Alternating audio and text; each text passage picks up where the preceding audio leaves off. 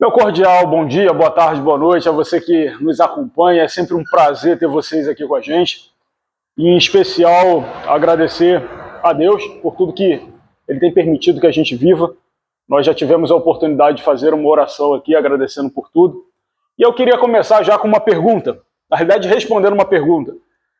Me perguntaram, Jorge, por que você não tem respondido as perguntas nos vídeos? E é simples. Por 3 motivos. Primeiro, perguntas que são diferentes do assunto que a gente está tratando. Segundo, perguntas irrelevantes. E terceiro, perguntas que levariam muito tempo para responder. Então, assim, algumas perguntas eu estou respondendo em off para as pessoas que estão passando para a gente, tá? Então, eu quero começar fazendo uma pergunta. Então, só justificando por que a gente não está respondendo. Mas, se houver oportunidade, a gente tira um tempo para fazer um quadro só de perguntas e respostas. Ao longo do tempo, depois que a gente terminar, a gente faz um quadro só de perguntas e respostas, uma edição especial, né, vamos dizer assim. Acho que vai ser bacana, vai ser legal. Então eu quero começar fazer uma pergunta. Se você por um acaso descobrisse que você tem poucas semanas de vida, que você tem 1 mês, 3 semanas de vida ou 2 semanas de vida, o que vocês fariam? Qual seria a atitude de vocês? Uma atitude de desespero? Uma atitude de alegria? Qual seria a sua atitude descobrindo que você tem pouquíssimas semanas de vida? E é isso que a gente vai descobrir.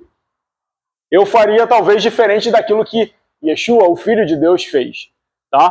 Porque ele, sabendo que eram as suas últimas semanas, ele teve uma postura totalmente diferente daquela que talvez nós teríamos. Então a gente vai entrar agora a partir de coisas que aconteceram nas últimas semanas que antecederam a crucificação. A gente já falou da última vez sobre alguns eventos, algumas coisas que aconteceram, e a gente vai dar sequência agora. Então, quem é o Filho de Deus? Começaram a criticar Yeshua. De que forma começaram a criticar? Ele trouxe um sermão falando que ele seria o pão vivo que desceu do céu.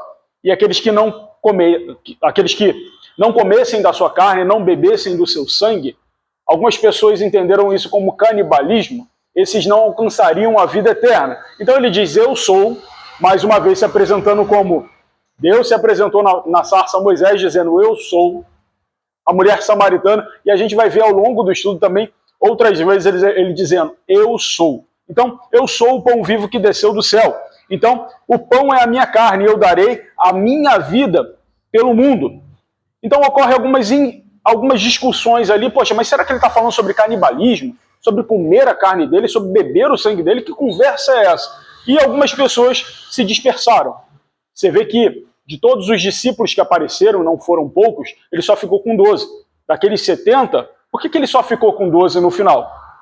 E daquelas 12 pessoas, ficou somente um ciclo de 3 pessoas mais próximas, né? Mas a gente fala um pouquinho mais na frente. Então, Yeshua piora dizendo o seguinte, aquele que não comer a minha carne e não beber do meu sangue, não tem a vida eterna, e nem ressuscitará no último dia de Cronos. E já falei também sobre a diferença do tempo Cronos e Kairos. O Cronos é aquilo que a gente vive, que a gente conhece como 24 horas do dia, e o Kairos é o presente contínuo, a eternidade. O mundo que hoje nós não temos acesso, mas possivelmente aquelas pessoas que têm alguns milésimos de vida, né? A gente citou sobre alguns vídeos no YouTube também, né? Que as pessoas possivelmente veriam em minutos que antecedem a morte, principalmente mortes súbitas. Vamos lá. Então lê para mim aí Mateus 20, versículo 1 e 2. Só para a gente entender por quê. Uma das coisas que Yeshua mais gostava de fazer era ensinar. Ensinar a palavra de Deus. Uma certa feita eu fui convidado a trazer uma palavra e eu falei justamente sobre essa palavra, sobre o tempo, sobre os tempos, como diferenciar os tempos na Bíblia. Então Mateus 20, capítulo 20, versículo 1 e 2. E se você estiver em casa, acompanhe com a gente, por favor.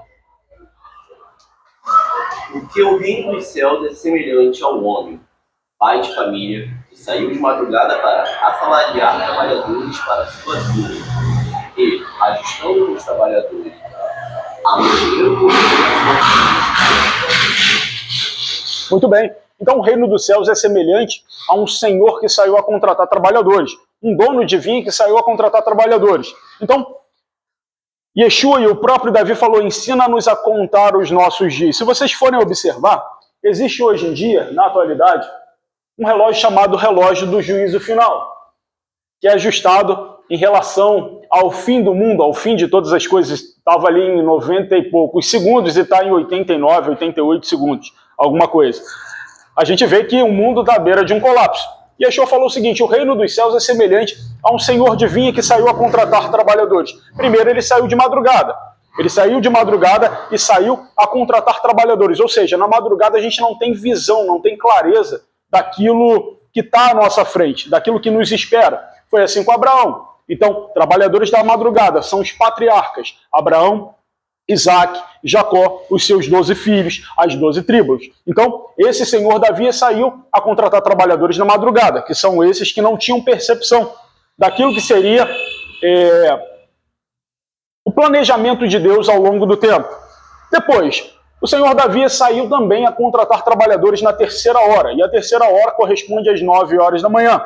E se a gente for parar para pensar, às 9 horas da manhã aconteceu o fenômeno que nós conhecemos como Pentecostes. Estavam 120 irmãos reunidos em um mesmo lugar, quando de repente se ouviu um som, como se fosse um vento impetuoso que encheu toda a casa.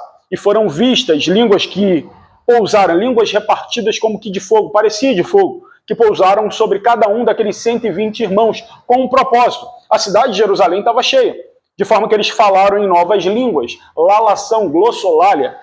E cada um que estava ali naquela cidade ouvia esses irmãos falarem no seu próprio idioma. Se havia um cara ali, sei lá, egípcio, ele vai ouvir na língua materna dele.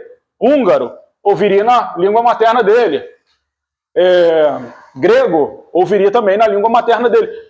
Para pessoas que eram indoutas, para pessoas que nunca estudaram outro idioma, fruto do Espírito de Deus, mas para um propósito. E isso aconteceu às 9 horas da manhã, só para a gente entender. E o trabalhador da vinha, o senhor da vinha, saiu também a contratar trabalhadores à sexta hora. À sexta hora nós lembramos que é o período de meio-dia, e ao meio-dia Yeshua senta perto de um poço e pede um copo de água a uma mulher improvável. Pode me dar um copo d'água? Lembrando que logo no início do ministério de Yeshua, ele diz o seguinte, eu vim para salvar as ovelhas perdidas da casa de Israel. Só que ao meio-dia era a hora dos gentios. Então, ele foi ao meio-dia contratar trabalhadores em Samaria, a mulher samaritana. Já o senhor da vinha também saiu a contratar trabalhadores, era a hora nona. E a hora nona nós lembramos que havia um gentil também, chamado Cornélio, que Pedro precisou ir na casa dele. Não porque queria, mas por livre e espontânea pressão do Espírito de Deus. E ele falou o seguinte, não, eu sou judeu, eu não posso me contaminar com coisa impura. Como se aquelas pessoas que não eram judias, ou eram goi, ou eram gentios, eram pessoas impuras. E ao Pedro colocar o pé na casa de Cornélio, é uma única citação, pelo menos foi que eu encontrei, o Espírito de Deus caiu. E eu só encontrei uma vez dizendo isso na Bíblia, que o Espírito Santo de Deus caiu enquanto Pedro ainda falava. Como se dissesse o seguinte, Pedro, você entendeu tudo errado. A proposta é agregar valor e não desagregar, porque ele bota o pé na casa do gentil Cornélio, homem justo, tzadik, doador de muitas esmolas. Tanto é que o servo de Cornélio apresenta ele dessa forma, e ele de fato era um justo. Ele ajudava outras pessoas. E Pedro bota o pé na porta da casa de Cornélio, com a família toda reunida, e dizia, poxa, não é lícito para mim, que é um judeu, que sou um judeu puro, colocar os pés na casa de uma pessoa impura. Então, assim, o Espírito Santo caiu. E o que era para ter sido Pedro, possivelmente, o apóstolo aos gentios, Deus se encontra com um camarada lá no caminho de Damasco chamado Paulo. Então ele foi levantado como apóstolo aos gentios. E há quem diga que isso foi na hora nona ou às 15 horas. E a gente também precisa lembrar que a hora nona ou às 15 horas foi o momento em que Yeshua entrega o seu espírito a Deus. Pai, em tuas mãos eu entrego o meu espírito. E ele brada, tetelestai, está consumado. Tá? Então foi esse horário. Agora a hora 1/10. Eu mostrei para vocês o relógio do juízo final, ou o relógio do fim do mundo.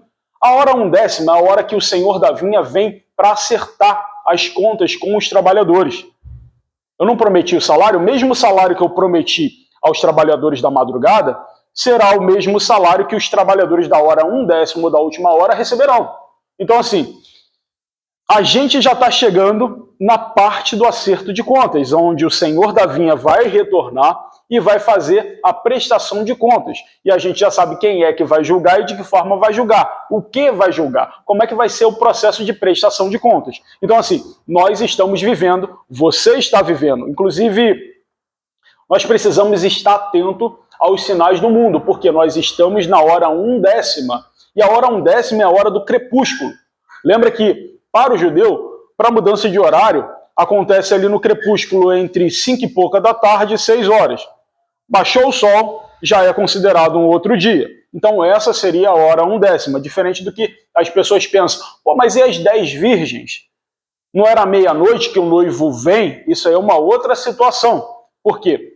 Todas elas eram virgens, ok. Mas à meia-noite se ouviu a voz do amigo do noivo que gritou: olha, o noivo está vindo. Todos ouviram a voz à meia-noite. Então significa dizer que, em algum momento, todos nós iremos ouvir a voz dizendo: o noivo está vindo. Tá? Então, uma outra situação, uma outra explicação requer um pouco mais de aprofundamento. Vamos lá. Seguindo. Yeshua fala de novo sobre a sua morte. Fala: eu vou morrer. Quem é que vai me matar? Em primeiro lugar, os judeus, os meus conterrâneos, aqueles que eu vim buscar, aqueles que estavam perdidos, são eles que vão me condenar. Eles que vão me dar a sentença. Só que são os gentios que vão fazer a execução. São eles que vão zombar de mim, são eles que vão me açoitar e são eles que vão me crucificar, falando dos romanos. Ou seja, os judeus, eles fizeram a sentença, mas quem foi o objeto de execução, o instrumento para a execução foram os gentios, sendo que Yeshua veio para os judeus e eles não o receberam, e também veio para os gentios. Então ele anuncia a sua morte. Nesse inteirinho acontece um caso muito interessante. Se você fosse mãe, se você fosse pai, e tivesse a oportunidade de pedir alguma coisa a Deus, o que você pediria? Essa é a pergunta que eu tenho para te fazer. Se você tivesse a oportunidade de pedir alguma coisa ao Filho de Deus, para sua casa, para sua família, o que você pediria? Havia uma mulher, cujo nome não se sabe, mas ela é apresentada na série The Chosen como Salomé, uma mulher chamada a Mulher de Zebedeu. E ela chega e orienta os seus filhos, Tiago e João. Olha só, lembra que Yeshua falou que haveria 12 tronos e que cada discípulo sentaria em um trono para julgar as 12 tribos de Israel? Ok, 12 portas, 12 estrelas e por aí vai. Existe um simbolismo, uma gemátria por trás desse número 12. Ok, então a mulher de Zebedeu, a mãe de Tiago e de João, chega para eles e fala o seguinte: quando vocês estiverem com Jesus, façam um pedido. Qual é o pedido? Senhor, que eu possa me assentar à tua direita e à tua esquerda. Só que os camaradas ficaram um pouco acanhados. Então diz a Bíblia que a mãe deles, a mulher de Zebedeu, chegou para Yeshua, junto com os filhos, porque eles não tiveram a coragem de chegar e pedir, diferente da série, né? Falou: Senhor, os meus meninos, Tiago e João, o discípulo que o Senhor mais ama, permita que no teu reino um se assente à direita e o outro se assente à esquerda. Aí Yeshua olha para eles assim, como quem diz: que pedido é esse? Vocês estão malucos? Estão birulei? Eu esqueci o nome do outro termo também. Vocês estão dodói da cabeça? O que vocês tomaram, cara? Ayahuasca? Né? Estão fazendo experiência fora do corpo? O que vocês estão me pedindo? Olha só, por um acaso, vocês vão beber do cálice que eu beberei? Por um acaso, vocês vão ser batizados com o batismo que eu serei batizado? Porque lembra que, uma vez que Yeshua foi batizado no Jordão, se ouviu a voz do Todo-Poderoso? Ok, agora ele também seria batizado, mas antes veio a voz do Todo-Poderoso dizendo: esse é o meu filho, escutem, prestem atenção, esse é o meu filho. E ele seria batizado, o batismo da morte física para a morte, para a vida eterna. Então, eles por um acaso vão beber do cálice que eu beberei? Ou eles vão passar pelo batismo que eu passarei? E os meninos disseram: não, a gente bebe do mesmo cálice que o Senhor vai beber, tá? A gente pode passar por tudo que o Senhor vai passar sem saber. Obviamente, né? Eles não sabiam, não tinham condições de saber o que aconteceria. Então, Yeshua olha para eles e diz: tudo bem, vocês vão beber do cálice que eu vou beber. Agora, ele não fala nada sobre o batismo. Vocês vão beber do cálice que eu beberei, Mas em relação a se assentar à minha direita e à minha esquerda, isso compete ao meu pai. É ele quem vai decidir onde vão ser os assentos, quem vai assentar. Isso é atribuição do meu pai. E outra coisa, eu preciso dizer para vocês já estão comigo um tempão, cara. Já tem quase 3 anos que vocês estão andando comigo. Vocês já não aprenderam que o maior precisa ser o menor no reino de Deus? Qual foi a parte que vocês não entenderam? De tudo que eu falei, de tudo que eu ensinei para vocês e para os outros. Aquele que quiser ser o maior no reino de Deus, ele precisa produzir. Ele precisa servir aos outros. Ele precisa adorar a Deus. E no processo de idolatria a Deus, ele precisa servir os outros. Então, eu, por exemplo, eu não vim para ser servido, mas eu vim para dar a minha vida em resgate de muitos. Ele não diz em resgate de todos, porque existe uma coisa chamada poder de decisão. Entende? Então eu vim para dar a minha vida em resgate de muitos. Isso está descrito lá em Marcos 10:45. E Yeshua se prepara para ir para Jerusalém. Quando chega a gente lembra que existiam 2 caminhos. O caminho mais longo, que se atravessava o Jordão 2 vezes, e o caminho mais curto. Ele escolhe o caminho mais curto, dessa vez para ir para Jerusalém. Ok. Quando chega lá em Jerusalém, aliás, no caminho para Jerusalém, tem a divisa ali dos samaritanos, que já estavam, vamos dizer assim, coleguinhas dos judeus, justamente por conta da mensagem de Yeshua ali. E entre Samaria e a Galileia, apareceram 10 seres humanos. Só que uma vez que nós enxergamos 10 seres humanos com doença, existe uma coisa chamada preconceito, um conceito prévio. Se aquele ser humano estiver doente, maltrapilho, se ele não tiver um bom poder aquisitivo, existe uma tendência natural a julgar aquela pessoa. Infelizmente, o ser humano ele é muito preconceituoso. Você não pode falar algumas coisas, mas você consegue pensar por conta do sistema. Vamos dizer assim. Então, chegaram 10 seres humanos ali que tinham uma patologia chamada hanseníase, lepra. E esses 10 leprosos chegaram, se aproximaram daquele grupo dos 12, só que eles, em respeito aos 12, disseram o seguinte: Senhor, tenha misericórdia da gente. E todos eles disseram: Senhor, tenha misericórdia da gente. Então Yeshua olha para eles: misericórdia, claro. Faz o seguinte, vão até o sacerdote. Mas o senhor não vai curar a gente? Eles não questionaram. Eles simplesmente obedeceram. E Yeshua diz: vão ao sacerdote e se apresentem. Então eles viraram as costas, sem a cura, e vão andando pelo caminho. Quando eles iam caminhando, enquanto eles iam andando uma certa distância, eu imagino alguns metros, eles olharam para si e falaram: cadê a lepra? Cadê a hanseníase? Então, os 9 foram se apresentar ao sacerdote, porque, de fato, uma cura de lepra, e existiam 2 tipos de lepra, não dá tempo da gente comentar, mas que eram avaliados pelos sacerdotes. Tanto é que eles eram os peritos daquela época, para dizer o que aquela pessoa tinha, se era por pecado, se não era por pecado, por aí vai. Então, os 9 foram se apresentar ao sacerdote, só que existe um segredo que pouca gente fala, ou ninguém, eu não ouvi falar. Mas hoje eu peguei algumas traduções e vi que esses 9 que foram se apresentar ao sacerdote, eles cumpriram a lei por quê? Porque eles eram judeus. Mas um voltou para agradecer. E quem voltou para agradecer? Aquele que era estrangeiro, aquele que não era judeu. Ou seja, não que os outros 9 fossem mal agradecidos, embora pareça ser, mas eles obedeceram à ordem de Yeshua. Poderiam ser mal agradecidos? Pode. Mas só voltou um, por quê? Porque aquele um que voltou era estrangeiro, tá? Então lê para mim aí Lucas 17. Lucas 17, do 17 ao 19, por favor. Então, lembrando que isso foi na divisa entre Samaria e Galileia. Yeshua não coloca a mão sobre eles, mas direciona uma palavra. Uma palavra seria o suficiente. No território judeu, se fosse no território gentio, talvez seria um milagre diferente dos outros. Cuspir em algum lugar, puxar a orelha de um, sei lá, balançar a cabeça de outro, chacoalhar alguém, um milagre diferenciado, né? Pois é, mas ali foi só uma palavra porque estava em território judeu. Lê para mim, Lucas 17, 17 ao 19. E respondendo Jesus, disse: não foram 10 os limpos? E aonde estão os 9? Não houve quem voltassem para dar glória a Deus, senão este estrangeiro? Então, a gente sabe que o camarada que voltou para agradecer, ele era estrangeiro. sendo que os outros 9 se sugere empiricamente que eram judeus, porque eles foram ao sacerdote se apresentar. Então, eles saem de Jerusalém, ouvem aquele pedido absurdo da mãe de Tiago e João, ou da mulher de Zebedeu, depois passam pela divisão de Samaria e Galileia, e ali ele encontra os 10 leprosos, mas ele estava em direção a Jerusalém. Só que antes de chegar em Jerusalém, ele passa numa cidade chamada Jericó. Só que Jericó era dividida em 2 cidades, a cidade nova e a cidade velha. Se a gente for parar para avaliar, ele saiu daqui de cima, passou Samaria, ele vai chegar aqui, em Jericó, para depois ir para Jerusalém, tá? Em Jericó haviam 2 cidades. Uma das cidades que Yeshua vai se refugiar antes da crucificação é essa aqui, Efraim, tá? Só para a gente entender e já antecipar alguma coisa.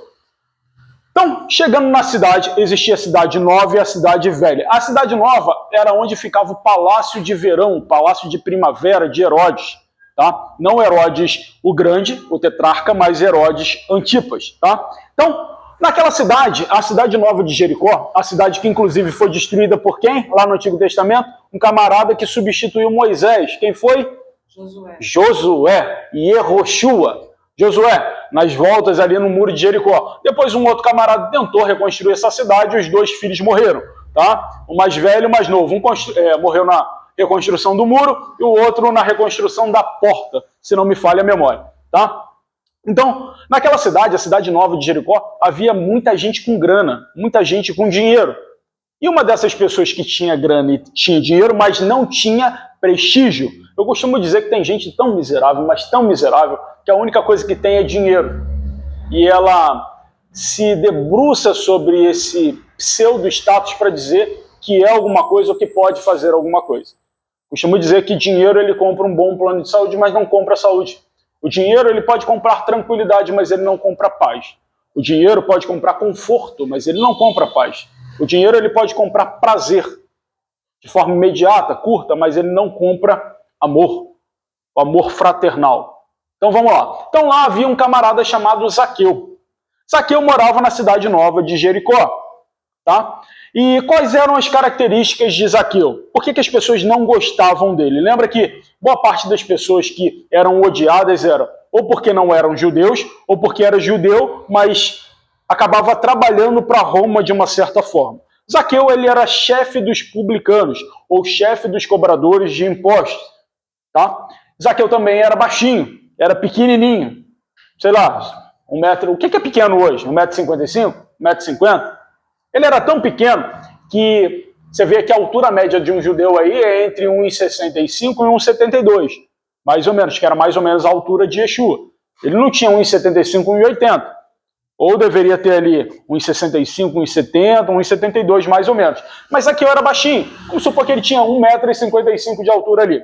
Ele era rejeitado pela comunidade, justamente porque ele era cobrador de impostos, não sendo cobrador de impostos de forma direta, mas ele era chefe daqueles que cobravam impostos. Então ele era odiado, talvez, pelos seus funcionários e era odiado também pela galera que pagava o imposto. Então era odiado 2 vezes.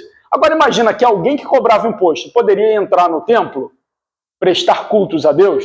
Não. Então ele era um cara proibido de entrar no templo. Então, vamos dizer assim, que durante a vida dele, talvez ele nunca tenha entrado no templo para adorar a Deus, justamente porque era cobrador de impostos.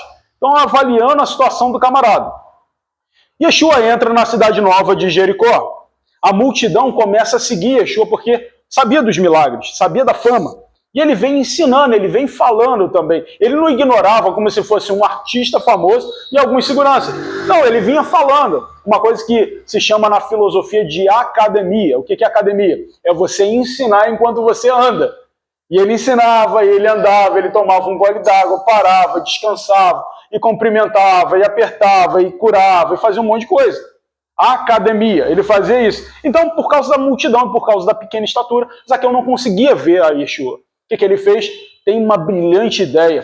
Vou subir em cima de uma árvore. Qual a árvore que eu tenho disponível mais alta aqui para ver ele? Uma figueira brava. Não era uma figueira comum. Qual a diferença da figueira comum para a brava? A brava não dá frutos. Tá? Por isso que pelos frutos se reconhece a árvore. Então ele subiu em cima de uma figueira brava. Eu ia aprofundar um pouco mais aqui, mas nosso horário não vai dar. Então, Yeshua entrou na cidade Nova de Jericó olha para cima, ele chama o nome de Zaqueu sem Zaqueu se apresentar. Zaqueu, desce aqui, camarada, vem cá. Você, empiricamente, você que nunca entrou no templo, o templo vai até a tua casa. Desce depressa, porque me convém ficar na sua casa hoje. Tá ouvindo? Então, se você não tem o direito de ir no templo, o templo vai até a tua casa. Então, Zaqueu não desce de qualquer forma. De que forma ele desceu? Yeshua fala o seguinte, desce depressa. Eu não sei qual é a altura da figueira brava, sei lá, mas falou, desce depressa. O que ele fez? Obedeceu. Diz a Bíblia que Zaqueu desce rápido, desce depressa, mas ele não desce de qualquer forma, ele desce com alegria. Isso está registrado em Lucas 19, 6. Ele desce com alegria. Então ele se apresenta ali, consegue passar no meio da multidão e chega perto de Yeshua. Sabe o que a multidão fez? Começou a repudiar ele, mais do que era repudiado. Ou seja, o dono do mundo, o Senhor da salvação, trazendo ele para perto e a multidão que deveria apoiar, negligencia a possibilidade de ajudar aquele camarada que era rejeitado. Então, começa a dizer, Yeshua, ele fazendo... Boa noite, minha querida. Yeshua fazendo isso, indo na casa de um pecador, ficando lá, ele não deve saber quem é esse camarada, cobrador de imposto, nojento, e por aí vai outros adjetivos, né? Então, Zaqueu recebe Yeshua, imagina você, uma pergunta para a gente que está aqui, para os muitos que estão aqui, e para você que está aí. Se você tivesse a oportunidade hoje de receber na sua casa o Filho de Deus, de que forma você receberia? Se ele dissesse o seguinte, eu não sei o seu nome, mas eu vou dizer, você que está me ouvindo, eu como Filho de Deus, eu vou na tua casa hoje e agora. De que forma você receberia o Filho de Deus? Pois é uma pergunta a se pensar. Porque muitas pessoas estão banalizando a presença do Filho de Deus nas suas casas. E por isso que a casa de muita gente está um caos, uma zona de guerra. Você já passa o dia todo guerreando, tendo que matar um leão por dia, esperando chegar em casa e encontrar um bom refúgio, um porto seguro, e você encontra um ambiente de guerra, um ambiente de caos. Talvez porque Yeshua tenha batido algumas vezes na porta da tua casa, e eis que estou à porta e bato, batendo no gerúndio, e aquele que ouvir, abrir a porta, eu entrarei. Ele não é mal educado, ele só entra se for convidado. Então, se a tua vida tiver um caos, se não houver paz na sua casa, falta de shalom, de completude, então é uma boa ideia, de repente, você convidar ao Filho de Deus a passar um tempo na sua casa. Eu tenho certeza que ele vai mudar as coisas aí. Mas vamos voltar aqui.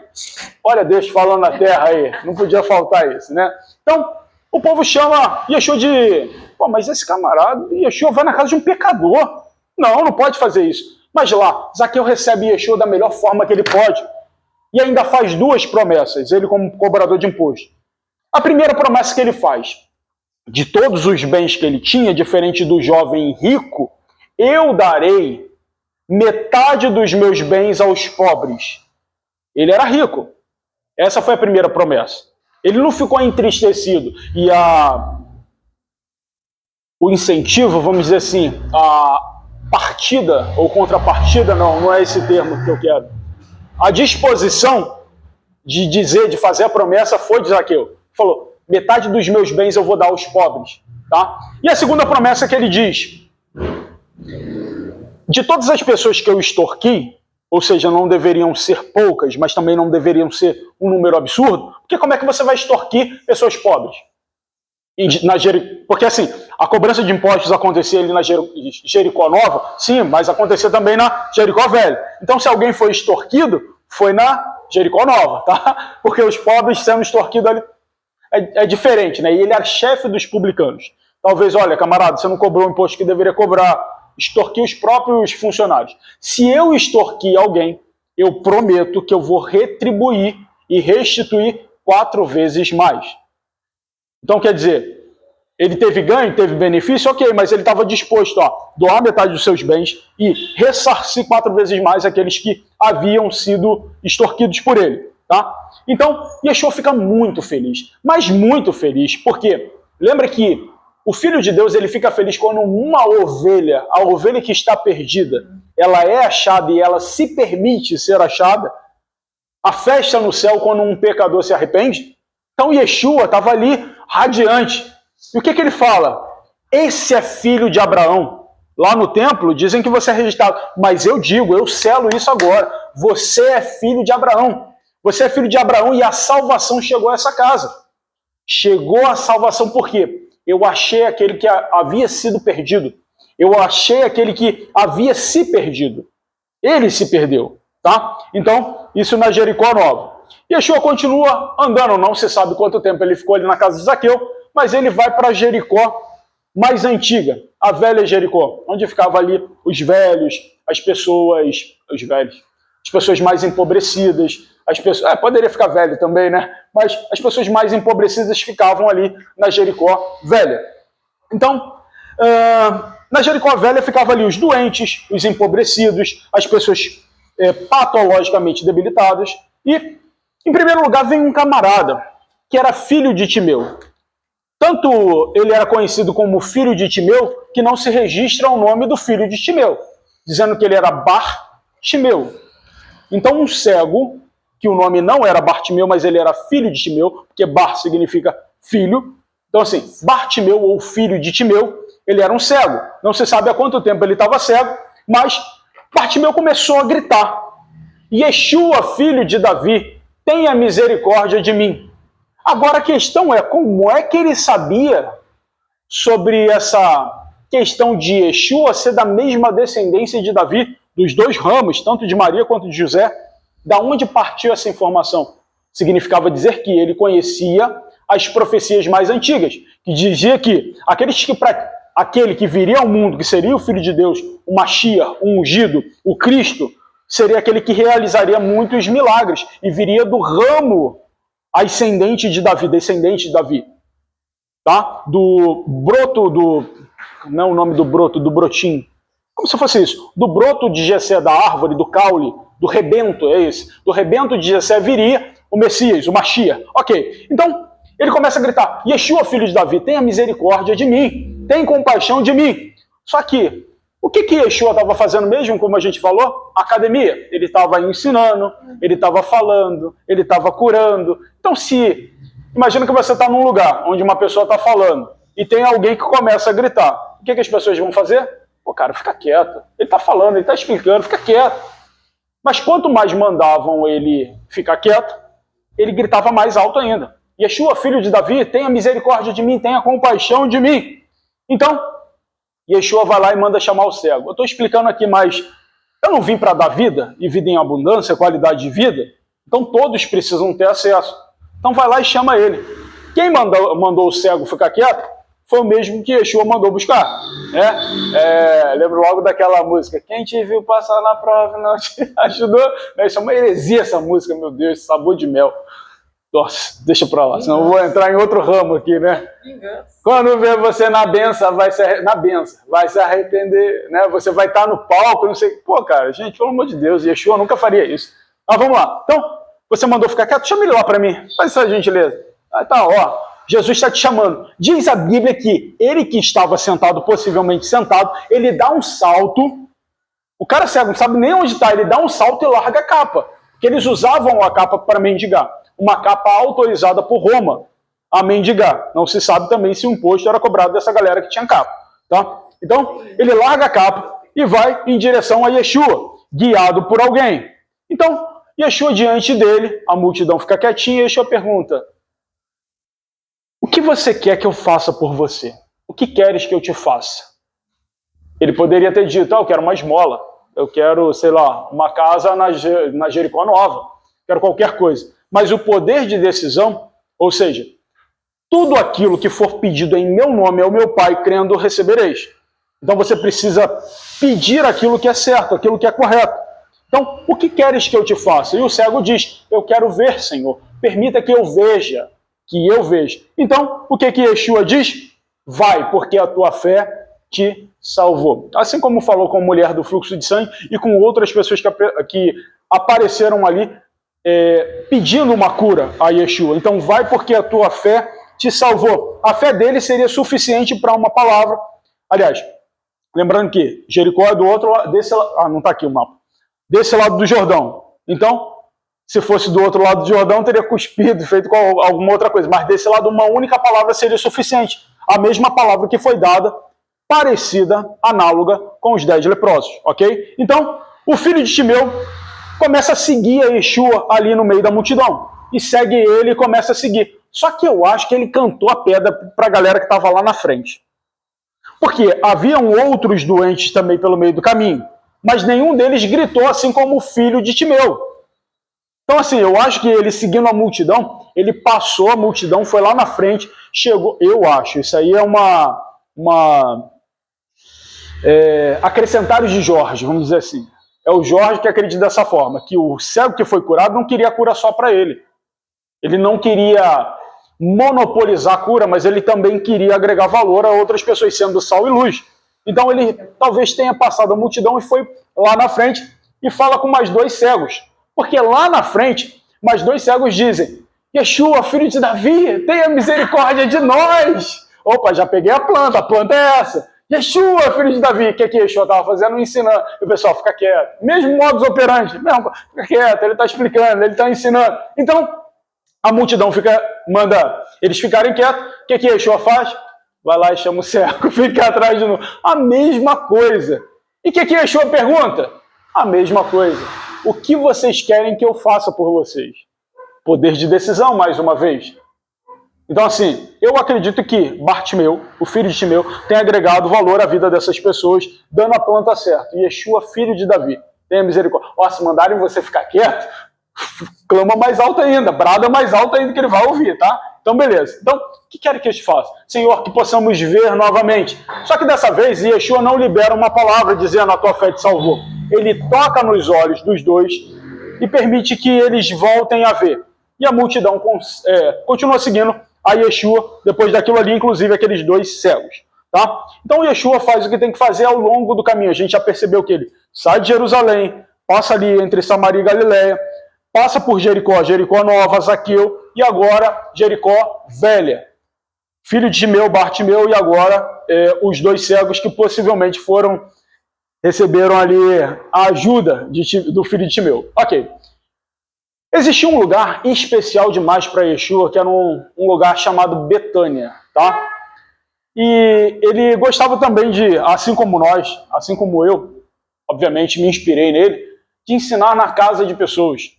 Você sabe que nem sempre existiam sinagogas, igrejas, mas as coisas aconteciam quando eles estavam reunidos, 2 ou 3 pessoas em casa, tá? Porque a igreja somos nós, aqueles que foram atraídos para fora.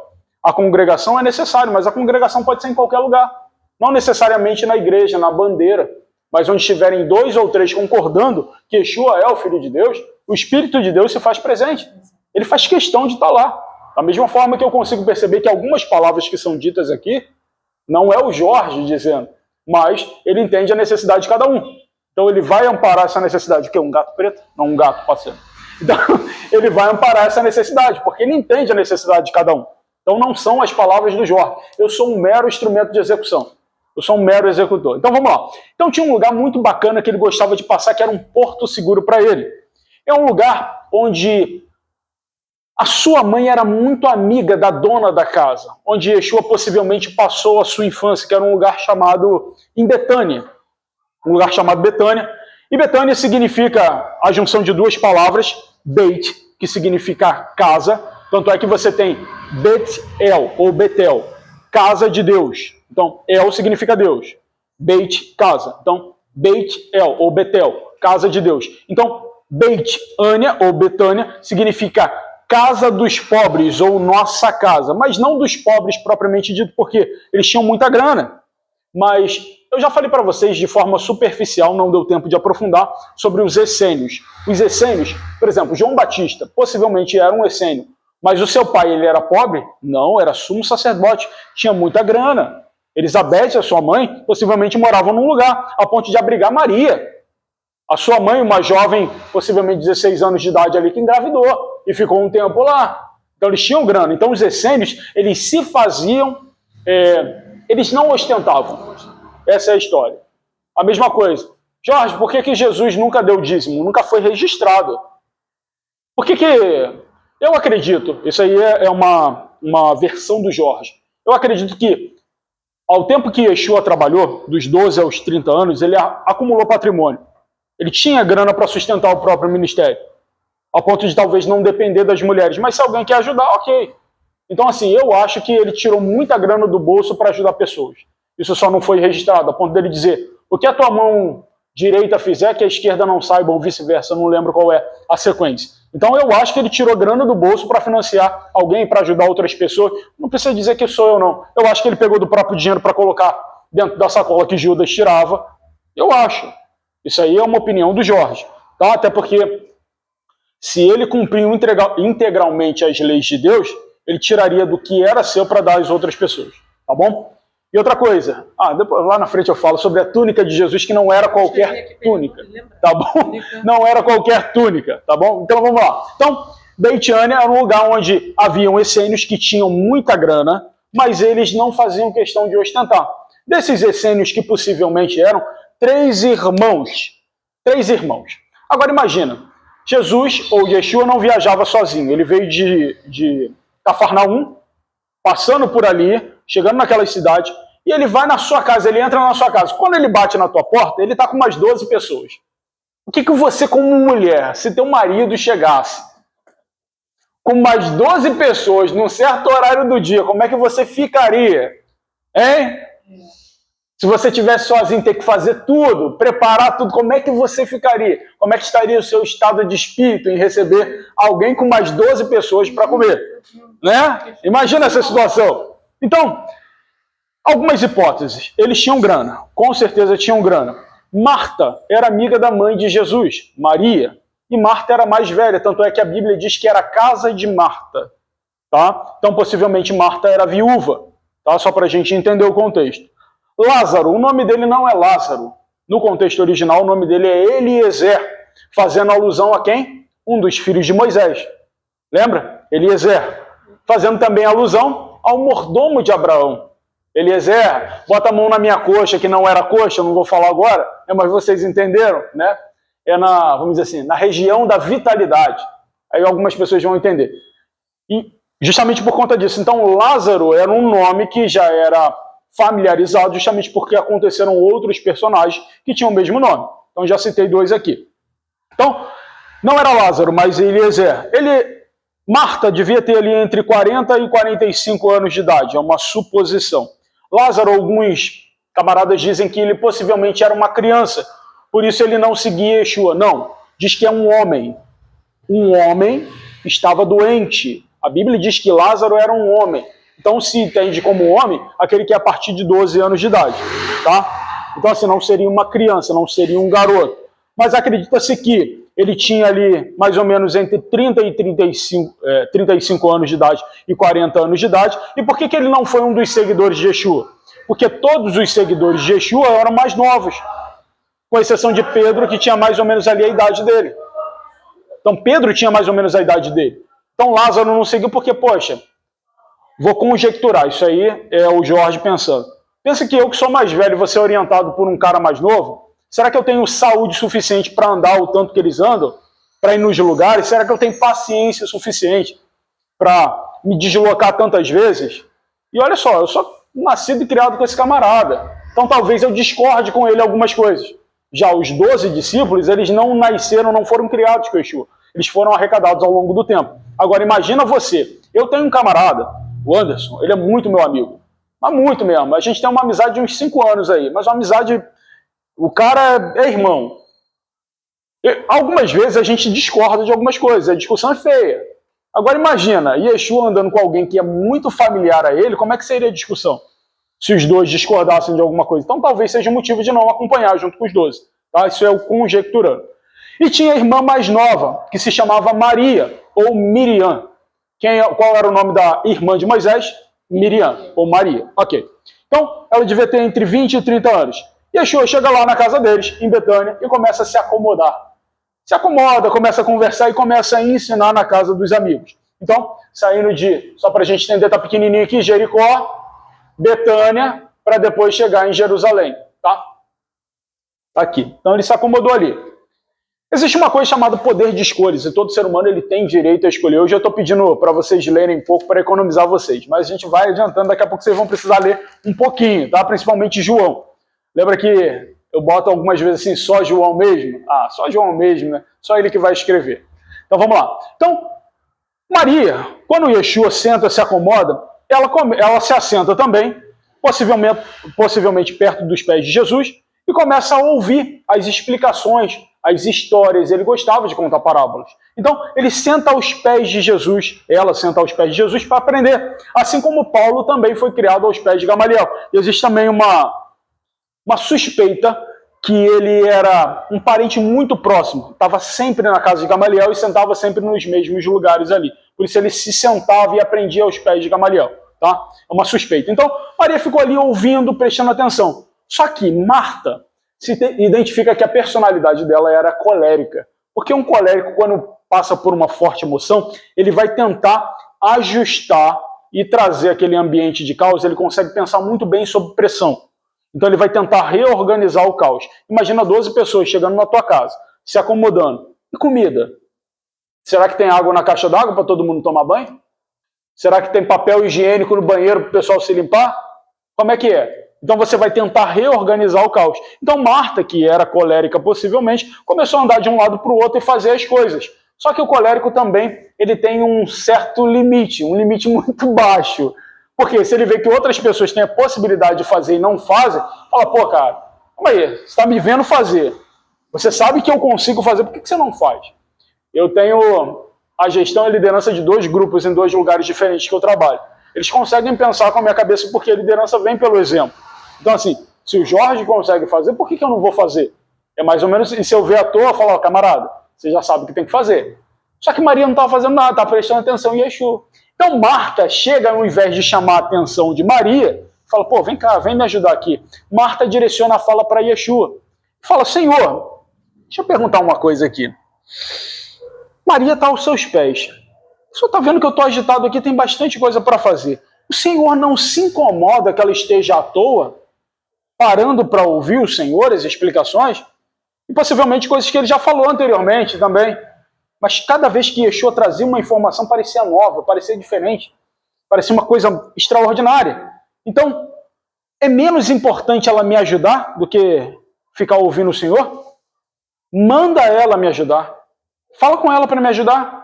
Aí Yeshua olha para ela e diz, Marta, com todo carinho, eu sei que você está se esforçando para fazer o seu melhor, mas eu acho que você está exagerando um pouquinho na rotina. Todos nós temos poder de decisão. Todos nós temos o poder de escolha, mas Maria, a mais nova, ela escolheu a melhor parte. E a parte que ela escolheu, ou seja, ouvir as minhas palavras, é a parte que não lhe será tirada. Eu não tenho como fazer ela desouvir aquilo que ela já ouviu. O que fez ela fazer, como se dissesse assim em outras palavras, o que faz com que ela permaneça ouvindo é a motivação de fazer com que as palavras gerem vida nela.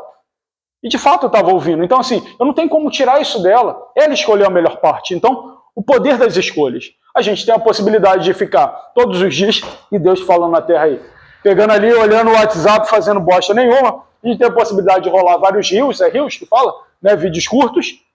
Isso mesmo. E não agregar valor em bosta nenhuma. Daqui a pouco você tá no final do dia, você não lembra daquilo que você viu. Mas aquela informação está no teu cérebro. Aí você vai deitar para dormir, você não consegue dormir porque aquelas informações de forma inconsciente entraram no teu cérebro e estão te fazendo não conseguir entrar no sono no rei, vamos dizer assim. Você não consegue relaxar para dormir. Excesso de informação. Excesso de informação inútil.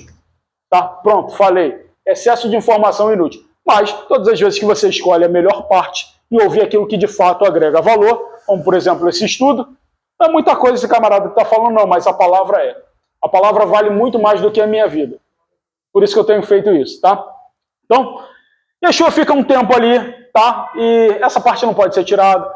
Eles se resolvem ali, comem, passam um tempo, não diz quanto tempo Yeshua ficou na casa deles, tá? Mas Betânia era na casa de Marta, Maria e Eliezer, ou Lázaro, era um ponto de refúgio para Yeshua, já que ele, durante a infância, teve acesso ali.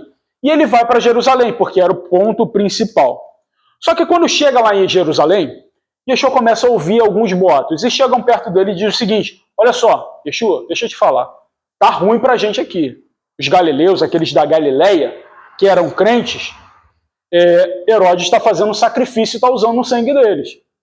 Ou seja, um ritual de magia negra com sangue humano.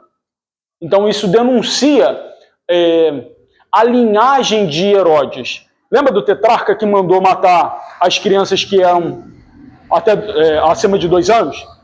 Então calma aí, agora é Herodes Antipas. Então isso se perpetuou. Então Herodes Antipas, que é da linhagem de Herodes, lembrando que Herodes ele não era judeu, ele era de Edom, tá? Da linhagem de Esaú. Então assim, sanguinário, estão pegando o sangue de galileus e estão usando para o sacrifício ali. Herodes está fazendo isso. Só que fazem uma outra sugestão que Yeshua também não gosta. Só que eu acho que esses galileus que ele pegou para fazer sacrifício eram todos pecadores mesmo. Tem nada, não tem serventia. Eles eram pecadores, talvez merecessem morrer. Aí Yeshua diz, calma aí. Não. Deixa eu te perguntar uma coisa. Lembra da Torre de Siloé? A Torre de Siloé matou 18 pessoas. Por um acaso elas eram também pecadoras? Aí o camarada ficou meio... Não se sabe quem perguntou e como perguntou. E Yeshua manda na lata e diz o seguinte: se vocês não se arrependerem, vocês também vão... Vai acontecer com vocês a mesma coisa que aconteceu com eles. Vocês vão morrer. Mas vocês precisam se arrepender. Uma coisa é você morrer uma única morte. Agora, uma outra coisa é você morrer eternamente. Porque se você não se arrepende, você morre eternamente. Eram as palavras de Yeshua. E ele começa a contar a parábola da figueira que foi plantada na vinha. Olha que discrepante. O Senhor tinha uma vinha e na vinha tinha uma única figueira. Calma aí. Por que não tinham vários? Uma única. Só que esse senhor da vinha esperava muito dessa figueira. Passou 1 ano, nada de fruto. Passou 2 anos, nada de fruto. Passou 3 anos, nada de fruto. Então o Senhor falou o seguinte: corta, arranca, porque não tem fruto. É a mesma coisa a semente que cresceu entre espinhos. Consegue até crescer, mas não dá frutos. Então, corta, arranca, joga no fogo. Então o que o servo disse? Senhor, tem um pouco mais de paciência. O que eu vou fazer? Eu vou adubar, eu vou regar, eu vou plantar, eu vou cuidar dessa única videira. Ou seja, o próprio Yeshua cuidando, mais poder de decisão. Se daqui a 1 ano não der frutos, porque eu mesmo vou estar cuidando, assim, o senhor pode cortar, tá bom? Isso foi dito e feito. Então, aquela árvore que não dá fruta, o senhor da vinha manda cortar. Yeshua ali, no contexto de Jerusalém, passando um certo tempo, ele vai até a sinagoga, possivelmente num dia de sábado, que ele gostava de ir à sinagoga, ele gostava de ouvir, gostava de aprender, ele gostava de ensinar também. E já ouviu falar naquelas pessoas que têm um encosto? A pessoa que tem um encosto, meu irmão.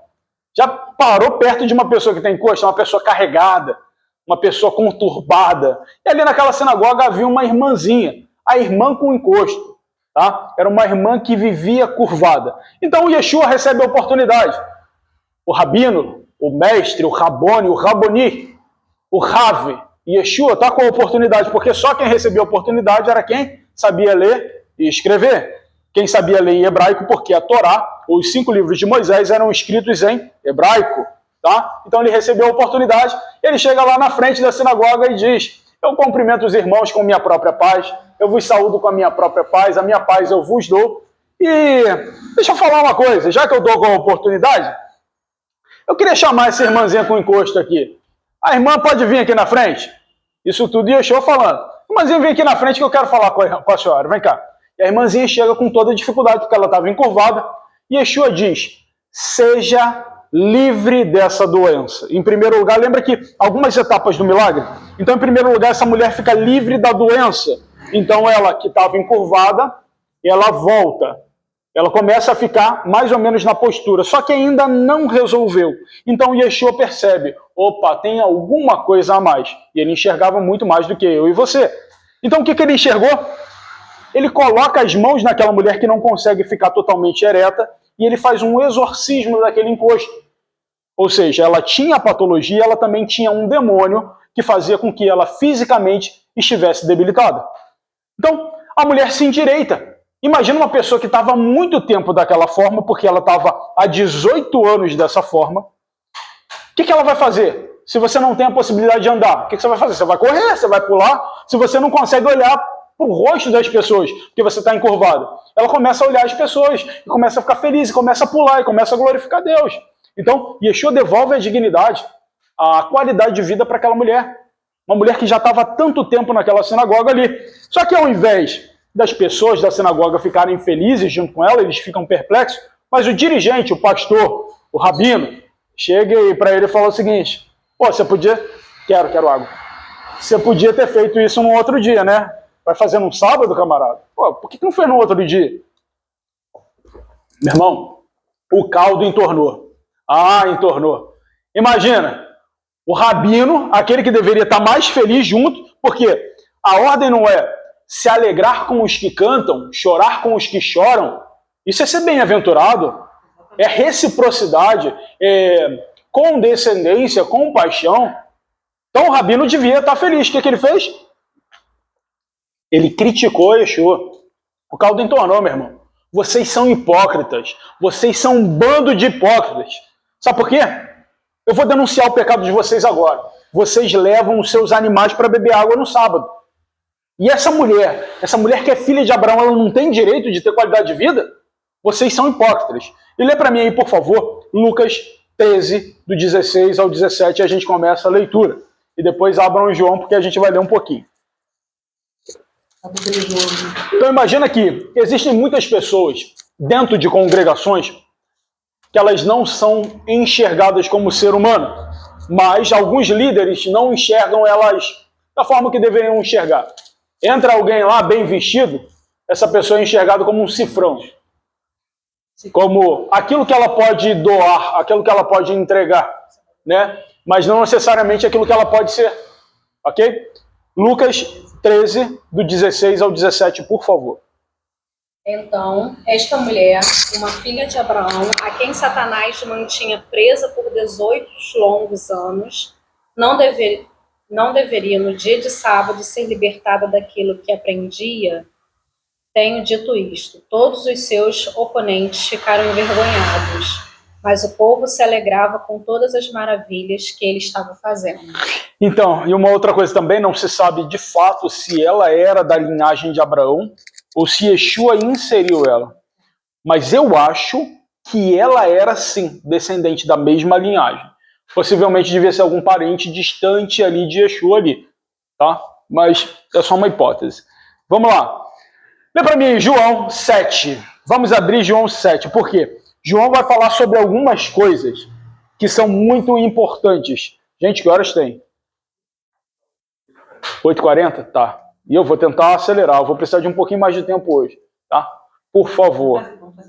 Isso, vigília? Eu gosto. Mas tem que ser vigília com corinho de fogo, pra gente rodar e pular, tô brincando. Padeirinho. Isso é efervescência. Você sabe que algumas congregações são movimentadas por efervescência. É um movimento almático. Das duas, uma. Ou muito para cima, o caso do se eu danço, eu frevo, ou eu fervo, né? Então, pandeiro, por aí vai. Ou muito para baixo, worship. Aquela música de motel. Estou te esperando aqui. Pô, pelo amor de Deus, meu irmão. Eu ainda prefiro o primeiro. É, né? Melhor que você consegue dançar ali no espírito. Vai que Deus te toma ali no manto. Vai, leia João 7. Aí eu vou dizer para vocês alguns versículos chaves que a gente vai ler. Leia João 7, 15 e 16. E os judeus maravilhavam-se, dizendo: como sabe este letras, não as tendo aprendido? Jesus lhes respondeu e disse: a minha doutrina não é minha, mas daquele que me enviou. Excelente. Agora o 25 e 26, do mesmo capítulo. Então alguns dos de Jerusalém diziam: não é este o que procuram matar? E ei-lo aí está falando abertamente. E nada lhe diziam. Porventura sabem verdadeiramente os príncipes que de fato este é o Cristo. Pois é, ele não estava com medo de nada, mesmo sabendo da situação. Agora leu o 30, versículo 30. Procuravam, pois, prendê-lo, mas ninguém lançou mão dele, porque ainda não era chegada a sua hora. Então queriam prender ele, mas não era chegada. Primeiro falaram: poxa, mas Da onde vem essa doutrina dele, essa inteligência, essa capacidade de verbalizar, de falar com tanta clareza, a ponto de pessoas mais indoutas e doutores conseguirem entender com facilidade? Aí ele diz, a minha doutrina não é minha, é Deus que me dá. Então, agora lê para mim o... e eles procuravam prendê-lo e matá-lo. Então, agora o 7, 32 e 33. E depois 45 até o 48. Os fariseus ouviram a multidão falando essas coisas a respeito dele. Então, os chefes dos sacerdotes e os fariseus enviaram guardas do templo para o prenderem. Disse-lhes Jesus, estou com vocês apenas por pouco tempo, e logo irei para aquele que me enviou. Pois é, ele já estava anunciando a sua partida. De novo, ele falou muitas vezes sobre isso. Tá? Agora o 45 até o 48.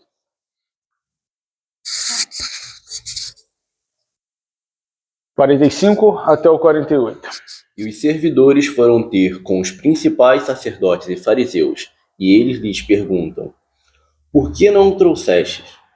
Responderam os servidores, nunca homem algum falou assim como este homem. Responderam-lhes, pois os fariseus também vós fostes enganados? Creu nele, porventura, algum dos principais ou dos fariseus? Pois é, então, assim, foram para prender Yeshua. Estava lá, no meio da multidão. Não conseguiram prender ele porque não era a hora. Só que a galera que foi prender ele parou para ouvir. Ficou lá e ficou admirado. Eu lembro disso porque, assim, de vez em quando tem um teatro. Aí a galera, já fez a encenação várias vezes. Ok. Só que no dia da peça o pessoal fica ali assistindo e esquece do que tem que fazer. Foi mais ou menos, os caras foram para executar uma função, que era prender Yeshua, eles pararam para ouvir. E voltaram, falaram assim, cara, esqueci até o que eu fui fazer. Mas você não trouxe ele? Não, ele estava falando de uma forma tão linda que eu não consegui nem ter ação de prender ele. Tá? Então era nesse sentido aí. Então, depois desse episódio, depois se vocês puderem em casa, leiam João 7, capítulo 7 todo, porque é muito elucidativo em relação àquilo que Yeshua passou, principalmente nos dias. Então Jesus, ou Yeshua, vai até o Monte das Oliveiras orar. A gente lembra que quando ele levou Pedro, Tiago e João, o que aconteceu? A transfiguração. Então, dessa vez, ele se recolhe no Monte das Oliveiras para orar sozinho. E a pergunta é, será que houve a transfiguração? Será que o corpo ficou daquela forma que a gente entende? A mesma dúvida. E quando amanheceu, porque supõe-se que ele passou a noite toda orando, ele foi ao templo novamente para ensinar. Só que quando ele chegou lá, no pátio do templo, ele ia entrar no templo, mas ele preferiu ficar ali no pátio do templo. Tem uma mosquitinha chata. Ficou no pátio do templo e veio uma multidão. Toda vez que ele aparecia muita gente. Das duas, uma, ele começava falando, ou as pessoas viam que era ele e se aproximavam. O que ele faz? De forma humilde. Imagina alguém que tem todo o poder, o dono do universo, se assentar no pó, no chão, para ensinar outras pessoas. Isso foi muito interessante. Por quê? Enquanto ele ensinava aquelas pessoas ali, todo mundo sentadinho, direitinho, bonitinho, vão multiplicar o pão, bota todo mundo sentadinho. Vocês precisam estar, não um estado de relaxamento, mas vocês precisam estar confortáveis. Por quê? Lembra que todas as vezes que você absorve alguma coisa, se você estiver estressado, você vai gerar uma memória. Você vai criar uma memória. Por exemplo, eu ensino meus filhos a Bíblia, mas como macete, como formação de memória a longo prazo, de forma prazerosa, todas as vezes que a gente está lendo a Bíblia à mesa, eu estou distribuindo um chocolatezinho. Lê um capítulozinho, toma um chocolate ali, né? Ou então um suco, alguma coisa que eles gostam, justamente para formação de memória prazerosa. Então imagina você ouvir, aprender num lugar desconfortável, de uma forma desconfortável, todo mundo em pé. Não, senta. E Yeshua se senta com eles para demonstrar isonomia. Humildade, não é umidade, não. Humildade, ou sobre o solo. Humus significa isonomia, sobre o solo. Todos nós viemos da mesma matéria. Então, ele se assenta. Só que os mestres da lei que estavam no templo, que talvez perceberam que ele não entrou, mas já reconheceram, porque se ele entrasse, talvez catassem ele. Os caras foram te prender. Não conseguiram, mas a gente consegue te levar. Então ele preferiu ficar do lado de fora. Ficou do lado de fora, se assentou, uma multidão sentou. Eles pegaram uma mulher que possivelmente caiu em adultério, mas era conhecida, levaram ela diante de Yeshua. Imagina todo mundo sentado, os mestres da lei trazem e colocam ela em pé ali, diante de Yeshua. E eles Eles tentam fazer com que Yeshua caia em contradição ou que ele tenha uma função que não seria dele, porque só quem poderia julgar essa mulher seria o sacerdote. E Yeshua não era da tribo de Levi, era da tribo de Judá. Então ele não poderia julgar a mulher. Então os mestres da lei disseram o seguinte: olha só, essa mulher foi pega em adultério. O que o Senhor diz sobre essa questão? Porque a lei de Moisés manda apedrejar. Mas não era isso. Se a gente lembra, e eu dei Antigo Testamento para algumas pessoas, quando uma mulher era pega em adultério, ela era não levada para fora do templo, mas era recolhida para dentro da tenda. Dentro da tenda haviam 3 sacerdotes. Um sacerdote pegava uma taça, o outro colocava água, e essa água era misturada com a terra do templo. Se escrevia algumas coisas relacionadas àquilo ali que ela falou, uma oração e o nome do Todo-Poderoso, tetragrama. Esse pergaminho, a água era derramada em cima de uma outra taça, era cheia, misturado com a terra. Porque se aquela mulher estivesse falando a verdade, ela seria muito fértil e seria muito abençoada. Agora, se ela estivesse falando mentira, a sua genitália ela seria atrofiada, o seu ventre seria expandido e as suas pernas ficariam ressequidas, enfim, nesse termo. Então, o que teria que ser feito era levar ao sumo sacerdote para ele julgar, mas levaram para Yeshua. A gente lembra que o nome desse evento era a mulher de Sotá, ou a mulher, também tem correlação com Satã, um adversário, a mulher que errou, né, que fez errar por algum motivo, enfim. Então, quando chegou ali, Yeshua estava sentado. Porque ele estava sentado, da mesma forma que ele viu a mulher e os mestres fazendo, ele ficou. Do jeito que ele estava, ele ficou. Então ele ficou dessa forma. E ao invés dele olhar para os caras, ele inclina a cabeça. Ele abaixa a cabeça e começa a escrever na terra. Agora, fato curioso. Aquelas pessoas que estavam ouvindo Yeshua eram doutores ou eram pessoas indoutas? Pessoas que não sabiam ler? Indoutas. Então, Yeshua estava escrevendo na terra para quem sabia ler. Quem é que sabia ler? Os mestres da lei. Então a gente já começa a perceber o porquê. Que ele, ao invés de olhar para a mulher e para os mestres da lei, ele inclina a cabeça e começa a escrever. Ok. Se a gente for lembrar do Antigo Testamento, o que Deus escreveu com o próprio dedo e deu a Moisés? Os 10 mandamentos. O que possivelmente Yeshua estava escrevendo no chão, ou na terra, ou em algum lugar? Os 10 mandamentos. Porque os 10 mandamentos seriam para quem saberia ler. Então Yeshua inclina a cabeça e não olha para eles e começa a escrever, possivelmente, alguma coisa, já que o dedo de Deus escreveu os 10 mandamentos na tábua, e eu retirarei um coração de pedra e colocarei um coração de carne, e colocarei a minha lei num coração de carne. Então aquilo, se o dedo de Deus escreveu na pedra, o dedo do Filho de Deus escreve na terra, os 10 mandamentos. Só para a gente entender. Então os caras veem que Yeshua não olha para eles e começam a insistir. Mas olha só, o senhor não está vendo? O senhor não está vendo que a gente trouxe ela?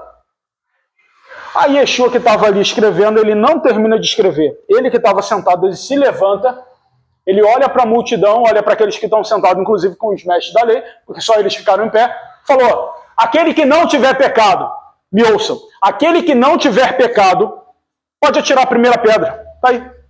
E ele se assenta de novo, como se nada estivesse acontecendo, e continua a escrever. Imagina que talvez ele tivesse escrito até ali o 5º mandamento, e agora ele vai escrever mais 5. Então, entende que a mulher de Sotá teria esse processo ritualístico da taça, da terra e do nome de Deus? Ok. E dentro do templo, Yeshua era o próprio templo. Ele era a própria taça, ele era a própria água e ele tinha o nome do Todo-Poderoso. Ele fez aquilo que o sacerdote deveria fazer. Não colocar para fora do templo, mas trazer para dentro e justificar aquela mulher. Só que a questão é, quando você vê isso, porque eles adulteraram a lei. Se eles sabiam ler, eles olharam e falaram assim: pô, cara, eu mesmo adulterei a lei. Eu não teria direito de trazer essa mulher aqui porque eu sou mais pecador do que ela. Mas quem começou? Porque o exemplo vem dos mais velhos. Então, dos mais velhos, eles que estavam com a pedra na mão, ou seja, se eles estavam com a pedra na mão, eles já tinham uma sentença definida. Eles já estavam prontos para apedrejar aquela mulher. Então, Começou dos mais velhos, porque eles entenderam o que estava acontecendo ali, largaram as pedras e saíram. Dos mais velhos aos mais novos, só ficou os ouvintes. E daqueles ouvintes ali, Yeshua se levanta novamente, depois de terminar de escrever, e diz: mulher, onde é que estão os teus acusadores? Aí ela talvez estivesse de cabeça baixa, mas ela não estava sentada, não estava ajoelhada, diferente dessa foto aqui, que está errada. Ela não estava assim, ela estava em pé. Lembrando que ela estava em pé. Todo mundo sentado, só ela em pé, e os mestres da lei em pé. Mulher, onde estão os teus acusadores? E ela olha: não estou vendo ninguém. Bom, se eles não te condenaram, nem eu te condeno. Eu também não te condeno, tá? Agora, olha para mim, eu vou te dar um conselho. Vai e não peques mais.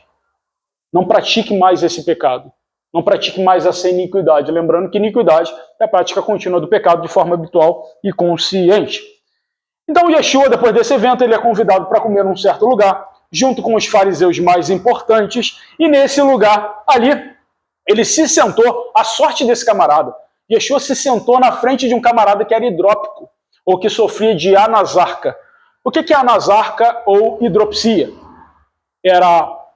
Na realidade, a acumulação de líquidos intersticiais. O que é isso? A nossa extremidade, mãos e pés, tem uma forte tendência a colher e acumular fluido linfático.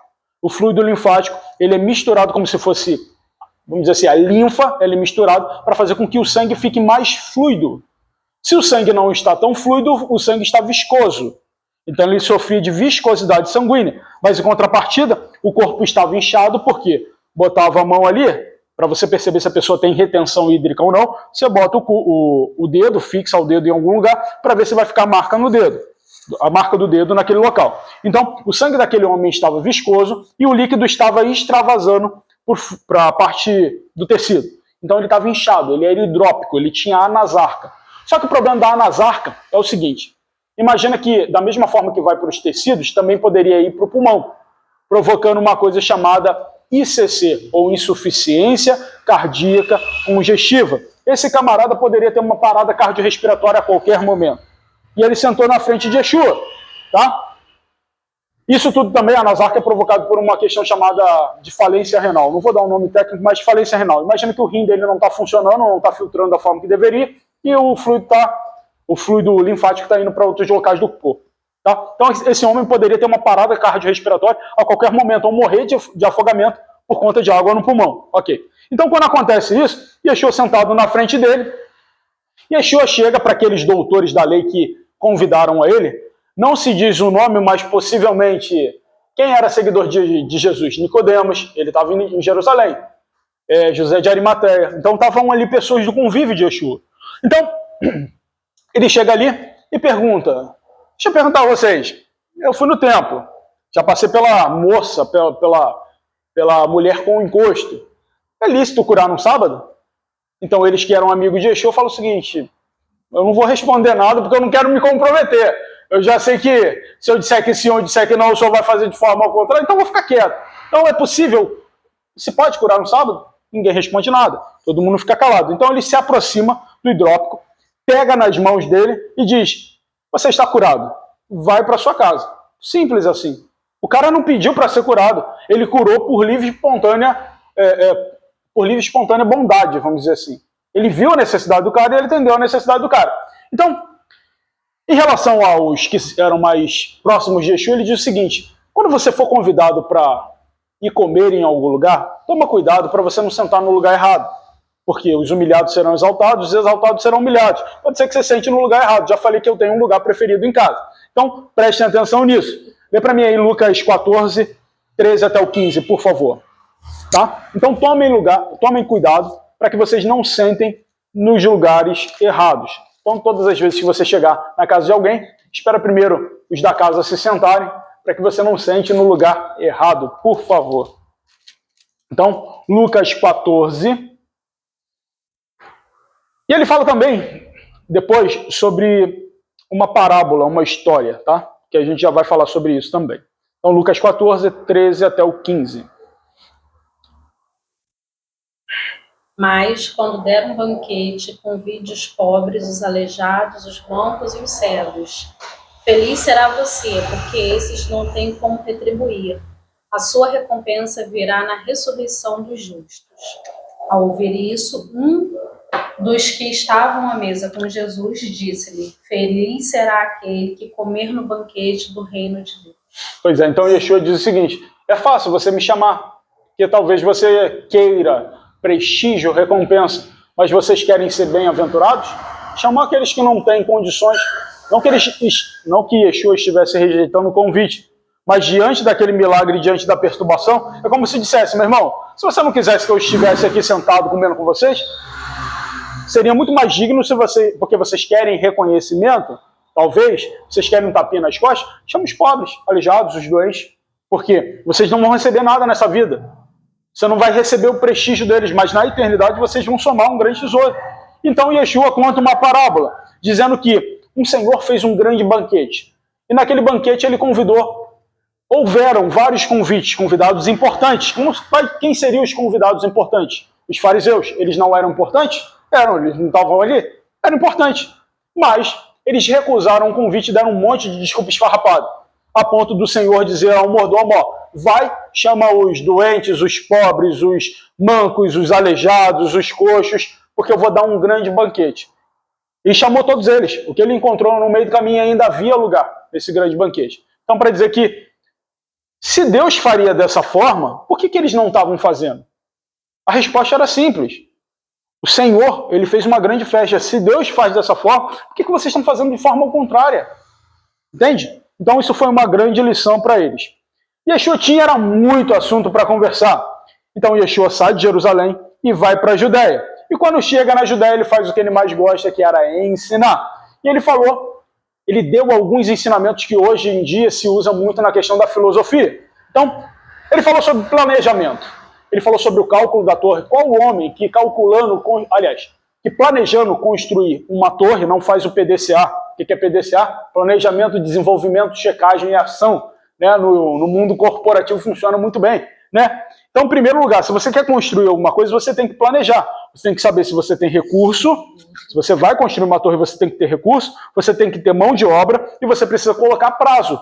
Por quê? Se você começar e não concluir, pode ser que você se acostume com aquilo ali e a obra não termine. E outra coisa, vai vir pessoas que te odeiam e vai falar assim: teve força para começar, mas não teve capacidade para terminar.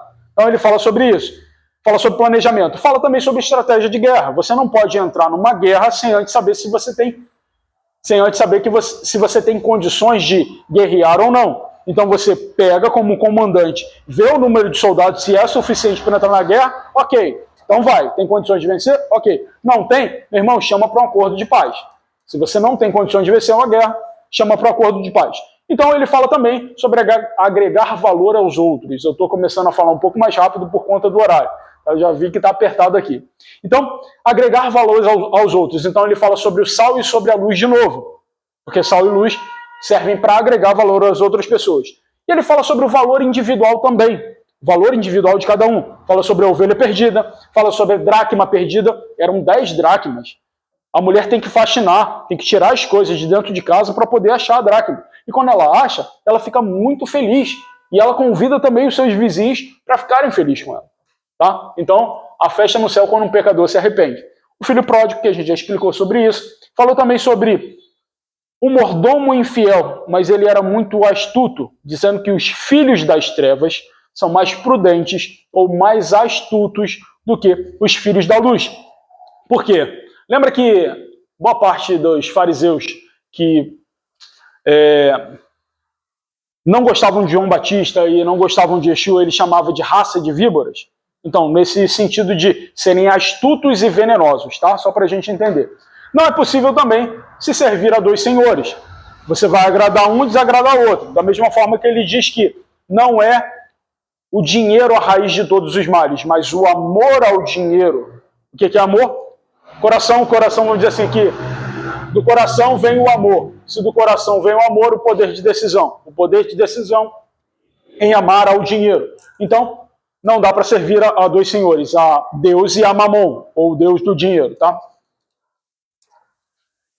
Lê para mim Lucas 16, do 16 ao 18. Eu ouvi uma pregação quando eu era criança, que não dava para servir a Deus e comer mamão. Eu falei, pô, cara, isso está longe da dieta? Será que o crente não pode comer mamão? né? Enfim, o camarada não soube se expressar, né? Não é possível servir a Deus comendo mamão. Olha lá, lê para mim Lucas 16, do 16 ao 18. A lei e os profetas durarão até João. Desde então é anunciado o reino de Deus, e todo homem emprega força para entrar nele. E é mais fácil passar o céu e a terra do que cair um tio da lei. Qualquer que deixe a sua mulher e casa com outra, adultera. E aquele que casa com a repudiada pelo marido, adultera também. A gente já falou sobre isso, né? Falou sobre repúdio, carta de divórcio, a gente já explicou um pouquinho sobre isso. Mas antes foi o que ele falou? Lê aí pra mim. É mais fácil passar o céu e a terra isso, do que cair um tá bom. tio da lei. Passarão os céus e a terra, mas as minhas palavras não hão de passar. Os céus e a terra, os céus se enrolarão como um tecido velho. A terra, ela passará por um processo de retificação, mas as minhas palavras, as palavras de Deus, são eternas. O que significa dizer que a lei de Deus, os 10 mandamentos, não foram abolidos. Ah, foi abolido sim, Jorge, a gente está no tempo da graça. Tá, foi abolido, ô sabidão, espertão? Então cita as leis de Deus ao contrário. Não assassinarás, não pode assassinar. Não furtarás, não pode furtar. Não terás outros deuses diante de mim, pode ter um panteão, meu irmão. Ou faz ao contrário, então a lei foi abolida. Tá, ok. Então vamos lá. E ele fala também, desculpa a revolta. É que eu não gosto disso, é porque a palavra de Deus é a palavra de Deus, ué. Ele que disse, as palavras de Deus são eternas, ué. Fazer o quê?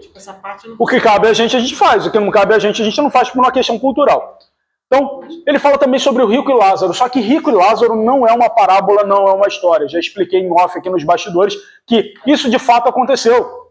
O rico, ele era uma pessoa extremamente pobre, individualmente, intelectualmente e emocionalmente. Ele não ajudava outras pessoas. Enquanto Lázaro era um mendigo, que precisava de outras coisas, ou uma pessoa que se fez pobre. Tá? Então, assim, o rico foi para o Hades, foi para o inferno, e Lázaro foi para o seio de Abraão. Só que entre o seio de Abraão e o Hades ficava um precipício, um abismo, a ponto dele dizer, molha a ponta do teu dedo, pai Abraão, molha a ponta do teu dedo e encosta na minha língua. Ele falou, existe um abismo muito grande entre eu e você. Ah, então permita que outras pessoas vão ao mundo avisar os meus parentes? Não, olha só, já foi os profetas, já foi a lei, todo mundo já avisou. Mandar alguém lá?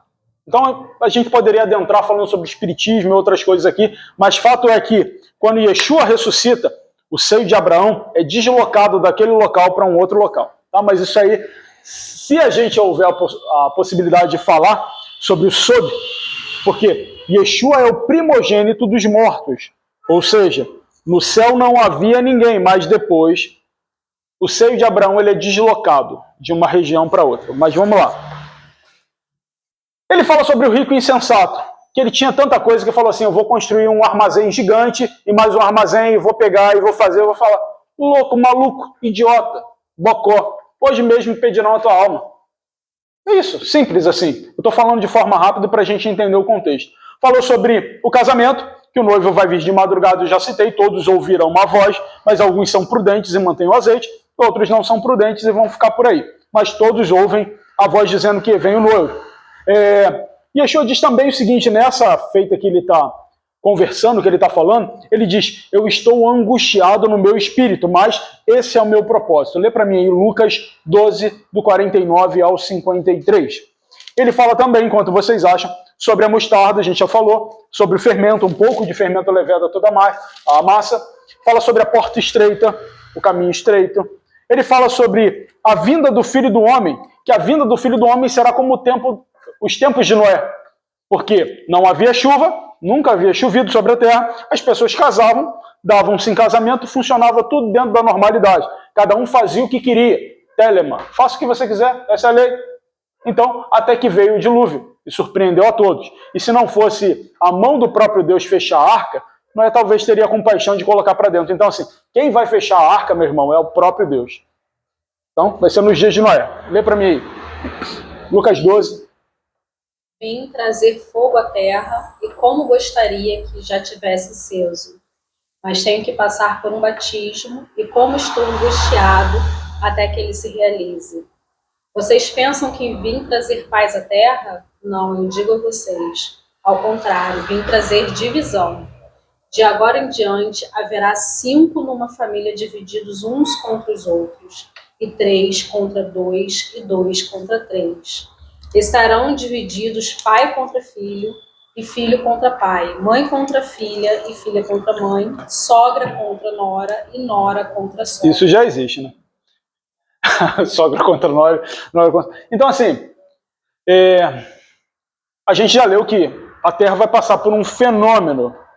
Lê a primeira parte aí, só para eu lembrar, pegar o gancho aí. Vim trazer fogo à terra, e como gostaria que já ótimo. tivesse aceso. A Terra vai ser julgada pelo sangue do inocente. Primeiro inocente a ter o seu sangue manchado sobre a Terra, Abel. Então, assim, a Terra vai ser julgada. Yeshua gostaria de que a Terra fosse consumida, passasse pelo Tikkun Olam, tá? O mundo a parte da retificação, do que ele ter que passar pelo batismo. Lembra? Eu vou ser batizado por um batismo que eu não gostaria. Deus, o Todo-Poderoso, meu Pai, disse: ouçam, ele é o meu filho. Então, assim, eu vou ser batizado por um batismo que eu não gostaria, a ponto de suar grandes gotas de sangue e pedir: Senhor, meu Pai, por favor, se possível, passa de mim esse cálice, sem que eu beba. Mas, todavia, não seja feita a minha vontade, mas a tua. Ok. Então, vamos lá. Então, fala sobre a viúva persistente e de um juiz que não se importava com as pessoas e nem tampouco com ela, mas de tanto ela persistir, aquele juiz julgou a causa dele. Então fala que algumas coisas têm que ser por persistência. Então, hoje você faz uma oração, você pede a Deus: Senhor, me ajuda. Talvez seja uma possibilidade de você se aproximar e insistir um pouco mais, porque Deus é o justo juiz. Isso sintetizando muito e enxugando muito. A verdade que liberta. Yeshua diz aos judeus na Judéia, porque ele estava lá: se vocês permanecerem em mim e as minhas palavras permanecerem em vós, pedirei o que vocês quiserem. Por quê? A verdade liberta, e conhecereis a verdade, e essa verdade vos libertará. Entende? Mas se vocês permanecerem em mim, Yeshua, era judeus, para judeus que ele estava falando. Então, Yeshua diz o seguinte: todo aquele que vive pecando é escravo do pecado. Por isso vocês não são livres, porque vocês são escravos do pecado. Aí eles se revoltam e falam: não, nós somos filhos de Abraão, e você é um bastardo, você é filho de prostituta. Então já começa a ficar acalorado. Falou da mãe, Yeshua segura a onda. Ele não se manifesta. Então, Yeshua diz: eu conheço Abraão. Inclusive, Abraão viu o meu dia e ele ficou feliz. Tá? Agora vocês são filhos do capeta, vocês são filhos do demônio. Vocês não valem nada. E outra coisa, vocês querem realizar o desejo dele. E qual é o desejo dele? Me matar. Porque o seu pai, o capeta, o idiota, o capiroto, sete pele, cramulhão, o Samerman, o Satanás, o seu pai, ele é homicida e é mentiroso desde o início. Isso numa discussão acalorada. Então Yeshua diz: tudo bem, me digam qual é o meu pecado. Qual é o meu pecado? E os judeus dizem: você não é judeu. Você não tem o direito de se achar judeu como nós. Você é um samaritano, e além de ser um samaritano, você é um endemoniado. Aí, meu irmão, o caldo entornou. Endemoniado não, meu irmão. Endemoniado não. Calma aí, camarada. Não é assim não. Mede as palavras. Você não está falando qualquer um. Diferente de vocês, eu honro a Deus. E quer saber, Abraão? Abraão viu o meu dia. Ele viu o meu dia e se alegrou. Agora, em relação a Abraão ver o dia de Yeshua, tem muito assunto que a gente poderia conversar sobre isso. Tá? Eles ainda falam: você tem menos de 50 anos, como é que você conhece ele? Tá? Então, imagina que nessa discussão acalorada, e não dá tempo de falar sobre tudo que eu gostaria de falar, mas nessa discussão acalorada, eles perderam o argumento. O que eles fizeram? Pegaram pedras para apedrejar Jesus. É um quebra-língua disso. Então, eles perderam o argumento, porque eu digo o seguinte, que a arma, a estratégia de todo incompetente que perde argumento é a violência. Uma vez que ele perde o argumento, ele parte para a violência. Então, se vocês verem e observarem alguém que seja muito violento, pode perceber que essa pessoa não tem argumentos. Tá? Então, perdeu o argumento, parte para a violência. Então, Yeshua volta para Jerusalém e fica um tempo lá. E lá ele começa a ensinar de novo. Ele gostava de fazer isso. E ele diz de novo: eu sou quem? O bom pastor. Eu sou a porta das ovelhas, e quem entra por mim será salvo. E quem entra por mim, entrará e sairá, e achará pastagem, mas achará também alimento para sua alma. E isso me faz lembrar, coloquei aqui o Salmo 121, verso 8. O Senhor guardará a sua entrada. O Senhor guardará a sua saída. O Senhor guardará a tua alma. Isso. O Senhor guardará a tua alma. O Senhor guardará a tua entrada e a tua saída desde agora e para sempre. Amém. Amém com ele. Tá? E ele falou, ladrão vem senão para matar, roubar e destruir. Mas eu vim para trazer vida. Mas não vida de qualquer jeito, eu vim para trazer qualidade de vida, vida em abundância. E ele fala sobre a sua morte. Ninguém tira a minha vida. Eu dou a minha vida porque eu quero. Eu dou simplesmente porque eu quero. A vida é minha, eu dou. Eu dou de forma gratuita. Dê para mim João 10, 17 até o 21, por favor. E já está acabando já. Me deem mais um pouquinho de tempo e eu já termino, por favor.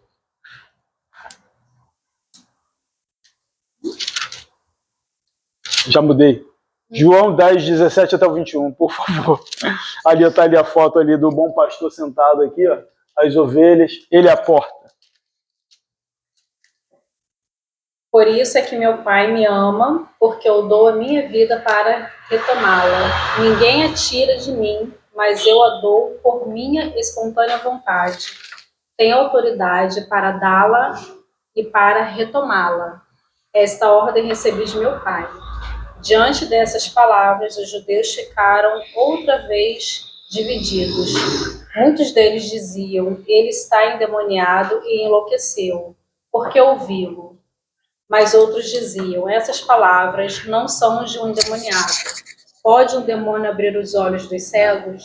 Pois é, eles ficaram divididos. Então, enquanto Yeshua estava ensinando sobre isso, eu sou o bom pastor, a porta das ovelhas, eu sou. Assim como Deus se apresenta, eu sou Yahweh, Asher Yahweh, eu serei que serei. Então, Yeshua recebe, enquanto ele está ensinando ali, ele recebe a mensagem de um mordomo. Um mordomo de quem? De Marta, da irmã mais velha de Lázaro. Então o mordomo chega e vai a Jerusalém procurar, possivelmente porque quando ele passou em Betânia, ele disse qual era o roteiro, qual era a rota, aonde ele estaria e quanto tempo ele estaria ali. Porque ele era organizado, era planejado. Se ele ensina a construir uma torre, você acha que ele não planejou o ministério dele? Não contou os dias? Então, assim, ele já, de repente, havia dito ali quanto tempo ele ficaria. E o mordomo de Marta diz, Senhor, posso ter uma palavrinha com o senhor? A Marta está pedindo para dizer que Eliezer, Lázaro, o seu irmão, a quem o senhor tem grande afeto, ele está doente, tá? Lázaro, a quem tu amas, ele está muito doente, tá? E pediu para o senhor ir lá, por favor. Então, Yeshua ouve o mordomo e diz, fica tranquilo, camarada, porque essa doença não é para o mal, tá? Mas essa doença é para a glória de Deus, para que seja manifestada a glória de Deus em Lázaro. Porque é necessário que o Filho de Deus seja glorificado nela. Então ele já sabia o que ia acontecer. É necessário que o Filho de Deus seja glorificado nela. Então, diz a Bíblia que Yeshua amava a Marta, amava a Maria e amava a Lázaro. Por que não botou assim, amava os três irmãos? Porque era especial. A Bíblia citou que Yeshua amava a Marta, a Lázaro e a Maria. Então, Yeshua ouve que Eliezer estava doente, mas ele toma uma decisão. Não uma decisão que o mordomo de Marta gostaria, mas uma outra decisão.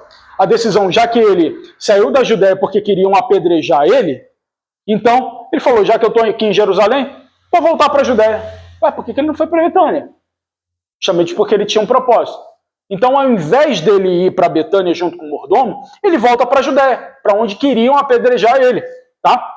Lê para mim, João 11, versículos 6 e 8. Já está acabando, falta só 4 slides. No entanto, quando ouviu falar que Lázaro estava doente, ficou mais 2 dias onde estava. Depois disse a seus discípulos, vamos voltar para a Judéia. Estes disseram, mestre, há pouco os judeus tentaram apedrejar-te, e assim mesmo vais voltar para lá? Pois é, os discípulos ainda falam, o senhor quer voltar para lá? Tentaram te apedrejar, o senhor quer ir para lá de novo, para a Judéia? Aí Yeshua diz o seguinte, fica tranquilo, camarada, que está tudo organizado, está tudo no organograma, está tudo planejado, tá? E fica tranquilo porque ainda é dia. Se ainda é dia, eu ainda posso trabalhar. E, além do mais, é o nosso amigo Lázaro, né? Nosso amigo Lázaro. Ele, fica tranquilo que ele não está morto, não. Ele está só descansando, está só dormindo. E alguém diz, possivelmente Pedro, não se diz quem é. Já que ele está dormindo, deixa ele acordar sozinho. Sim, está dormindo. Aí Yeshua precisa verbalizar e falar com todas as palavras. Lázaro não está dormindo, mas Lázaro morreu. Mas, quer saber? Ele morreu, mas eu estou feliz. Calma aí, o seu melhor amigo morre e você está feliz? Isso é discrepante. Mas por que eu estou feliz? Porque eu não estava lá enquanto ele estava doente. Porque se eu estivesse lá enquanto ele estava doente, eu teria curado ele. E vocês vão ter a oportunidade de ver, de enxergar aquilo que só Pedro, Tiago e João viram. O quê? A ressurreição da filha de Jairo. Então vocês vão ter a oportunidade, mas ele não disse com todas essas palavras, só estou antecipando. Tomé, ele é pintado e é pregado de uma forma muito diferente do que o Tomé que nós vimos aqui. Por quê? Yeshua estava sendo ameaçado de vida. E ele é o único a falar, Tomé não, Thomas é o nome original dele, ou Tomás, né? O nome original dele. Ele brada no meio de todo mundo. Ei, meu irmão, se é para ir para a Judéia para ser apedrejado, vamos lá. Bora morrer todo mundo, tá? O que possivelmente Tomé sabia? Será que Pedro, Tiago e João não cantou a pedra para ele aqui, da filha de Jairo? Se morrer estava tudo bem porque ele trazia de volta? Tomé é o único que fala, ele brada. Não, bora para a Judéia, porque se a gente morre junto. Tamo juntão lá, bora lá. Então, dentro dessa possibilidade, Yeshua volta para a Judéia. E alguns fariseus que eram importantes na Judéia, em vez de ir para Betânia, ele volta para a Judéia. Tá? E ele precisa ficar mais 2 dias lá. Tá? Então, quando chegou lá, alguns fariseus importantes disseram o seguinte, olha só, vai embora, porque Herodes quer te matar. Herodes está na tua cola, ele quer te matar. Yeshua olha para ele e fala o seguinte, vem cá, diz para essa raposa, para esse desgraçado, mais ou menos assim, que eu não estou nem aí. Eu vou usar um termo aqui que é chulo, mas eu estou defecando, pouco me defecando para Herodes. Eu estou defecando e me locomovendo para ele, eu não estou nem aí. Diz para Herodes, para essa raposa aí, que eu vou ficar 2 dias, e nesses 2 dias eu vou expulsar demônios, eu vou curar as pessoas, eu vou ensinar, eu vou fazer tudo que eu preciso fazer. Eu vou ficar 2 dias apenas, e depois eu vou embora, tá? E avisa ele também que nenhum profeta morre fora de Jerusalém. Até porque ele estava na Judéia. Então nenhum profeta morre fora de Jerusalém. Yeshua disse que faria isso tudo em 2 dias e promete. Então, ele promete e cumpre. Mas antes de ir embora da Judéia, depois de ter curado, ensinado, depois de ter ficado lá, e de fato ele ficou, antes dele ir embora, da Judéia ele olha para Jerusalém e diz, Jerusalém, Jerusalém, que mata os seus profetas e que apedrejam aqueles que são enviados a ti. Pois é, ele diz isso, aí depois ele diz o seguinte, por muitas vezes eu quis ajuntar você, como a galinha ajunta os seus pintinhos, em algumas traduções, pintainhos. Eu quis ajuntar vocês. Eu fiz de tudo para poder juntar vocês. Vocês que não quiseram, poder de decisão mais uma vez. Então, eu queria colocar vocês debaixo das minhas asas, assim como uma galinha coloca os seus pintinhos. E Yeshua olha para a Judéia e diz, vocês não vão mais me ver. A Judéia não vai mais me ver, porque na semana seguinte, ou nas próximas semanas, ele já seria crucificado. Vocês não vão me ver novamente até que vocês digam, Baruch Rabá Bishem Adonai. Baruch Rabá Bishem Adonai. O que significa isso? Lê para mim João 13, verso 35. É até a letra de uma música da Fernanda Brum. Eis que a vossa casa vos é deixada deserta, e em verdade vos digo que não me verás até que venha o tempo em que digais, bendito aquele que vem em nome do Senhor. Exatamente. Bendito aquele que vem em nome do Senhor. Bendito seja o rei que vem em nome do Senhor. A música da Fernanda Brum. Baruch Rabá Bishem Adonai. Yeshua sai da Judéia depois desses 2 dias e vai para Betânia. Cerca de 3 quilômetros ali, mais ou menos, 1h30 de caminhada. Ele poderia ter ido antes, com o mordomo? Poderia. Mas ele fica ainda mais um tempo. Então, isso aí soma-se 4 dias mais ou menos. A família de Marta era benquista ali. Tanto é que Lázaro morre, Eliezer morre, e a família estava ali, em processo de luto. E a família de Marta, ou a família de Lázaro, de Maria, era tão influente porque tinha influência política, econômica e social. Os mais importantes de Betânia e da Judéia foram visitar Marta e Maria, que significa dizer que eles tinham poder, influência. Eles se faziam essênios a ponto de não ostentarem, mas eles tinham grana, tinham muita grana. E a gente vai ver a partir do ponto do sepulcro, como era feito o sepulcro. Então, os fariseus importantes e também saduceus. Isso é muito importante, a questão dos saduceus. Porque os saduceus não acreditavam em vida após a morte. Tá? E os saduceus estavam lá. Existe uma coisa chamada período de luto, que todo ser humano passa por isso.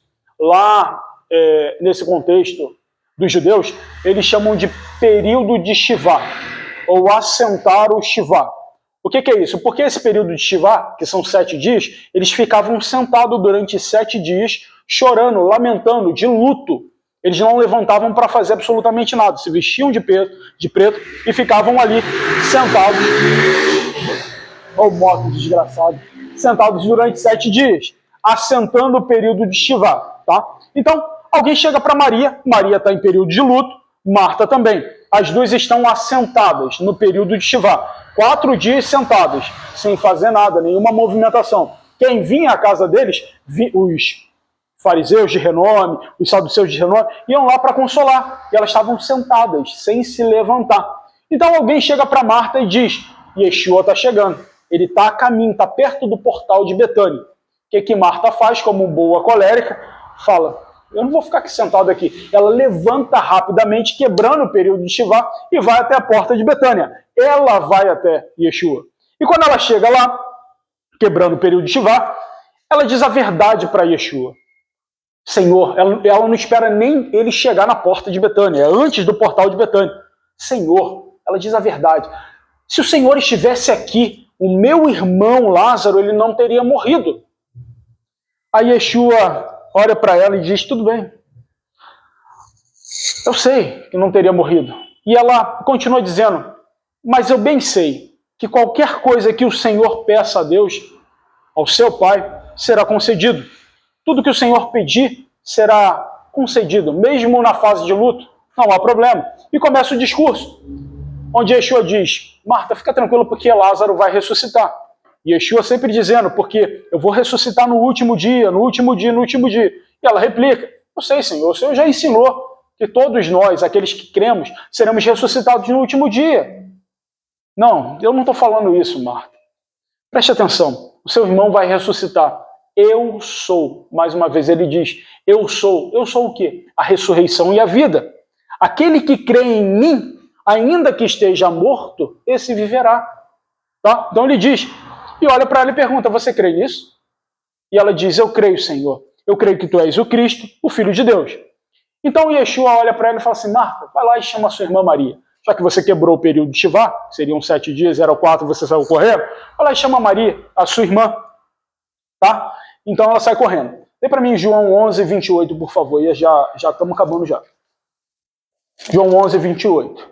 Então, depois de dizer isso, foi para casa e, chamando à parte, Maria disse, o mestre está aqui e está chamando você. Ok. Onde Yeshua estava? Lê para mim o 11, o mesmo 11, verso 30. Jesus ainda não tinha entrado no povoado, mas estava no lugar onde Marta o encontrava. Exatamente, antes do portal de Betânia. Ele não tinha entrado em Betânia ainda. Então, Maria sai correndo, depois que Marta, Yeshua está lá fora, perto do portal de Betânia, e ele está pedindo para você ir lá.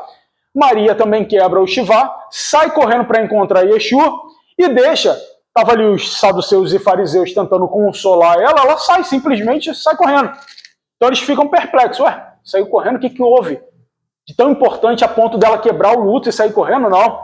Então Maria chega diante de Yeshua, se prostra aos seus pés, prosqueneou, e ela vai fazer isso novamente, que a gente vai ver lá na frente que ela vai quebrar um vidro um vaso de alabastro com um guento muito caro aos pés de Yeshua, tá? Aos pés, né? Ela estava aos pés, ouvindo Yeshua, e agora ela se prostra aos pés e diz a mesma coisa que Marta disse. Senhor, se o Senhor estivesse aqui, o meu irmão não teria morrido. Que significa dizer que era uma opinião geral, tanto de Marta quanto de Maria e de outras pessoas que estavam ali que conheciam Yeshua.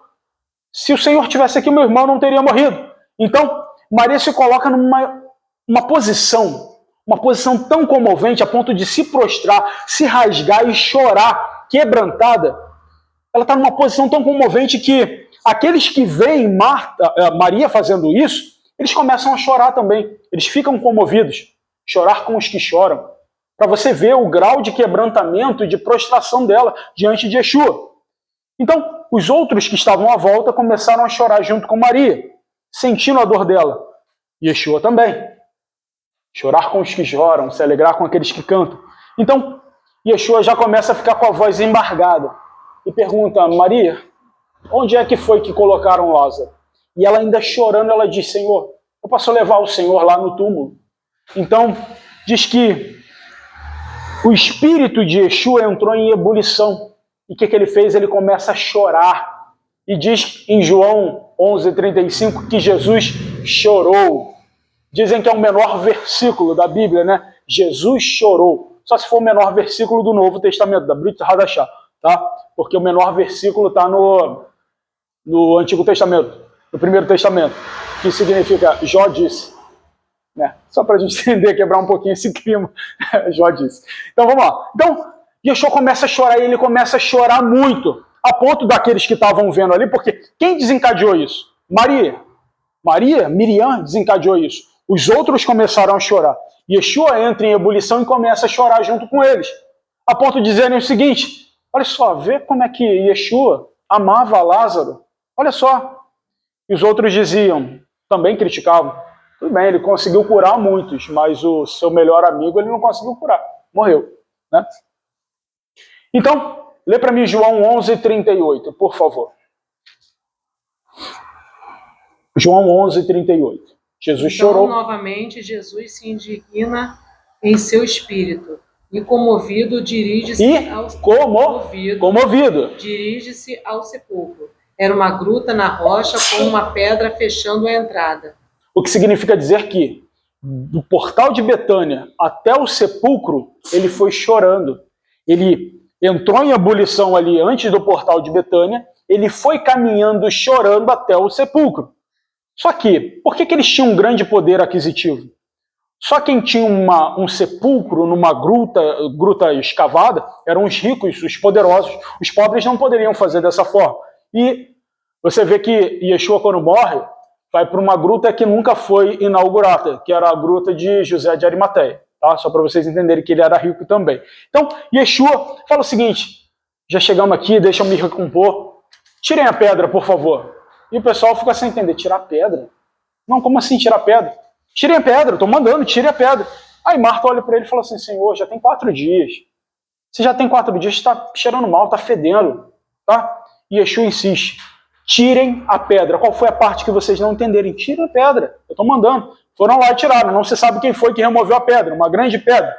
Então, Yeshua, todas as vezes que vai fazer um grande milagre, não sei se vocês já perceberam, pelo menos no que eu já passei para vocês, todas as vezes que ele vai fazer um grande milagre, ele olha para os céus e agradece. Ele não pede nada, ele só agradece. Então Yeshua olha para os céus e agradece a Deus. Diz: Pai, graças te dou porque o Senhor sempre me ouve. Eu não estou fazendo isso para que o Senhor me ouça de fato, mas para que eles creiam que eu fui enviado pelo Senhor. Então, porque o Senhor sempre me ouve, eu te dou graças. E quem é que estava ali? Os saduceus, aqueles que não acreditavam na ressurreição dos mortos. Entende?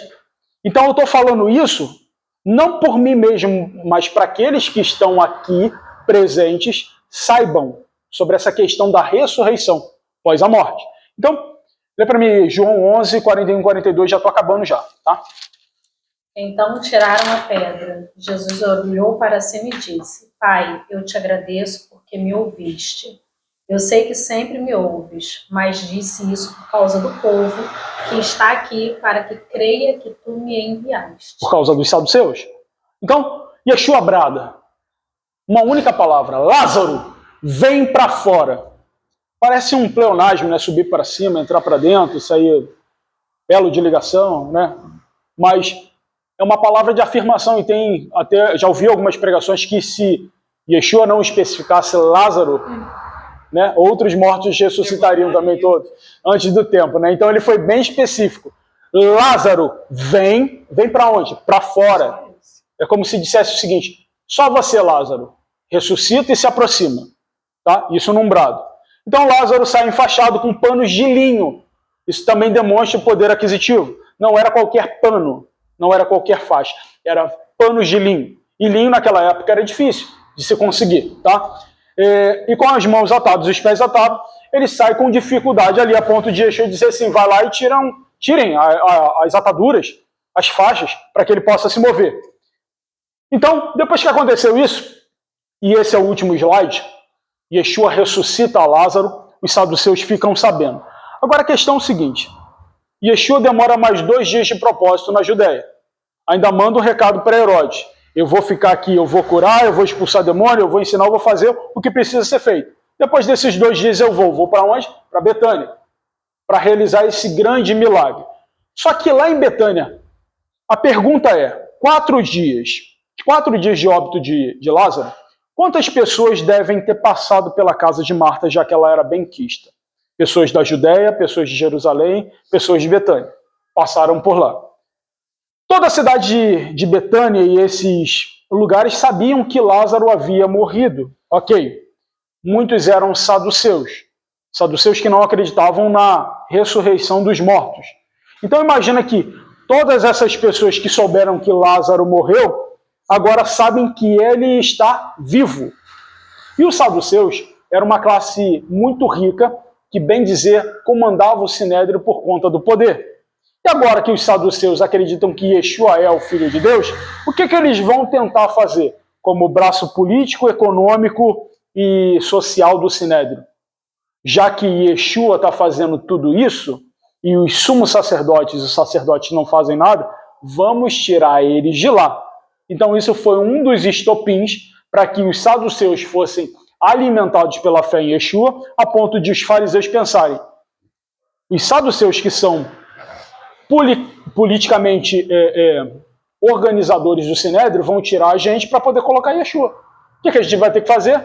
Matar Lázaro de novo, porque se ele morrer ele vai ressuscitar de novo. Então, não, mas não dá para matar só Lázaro, tem que matar Yeshua também. Vamos matar Yeshua.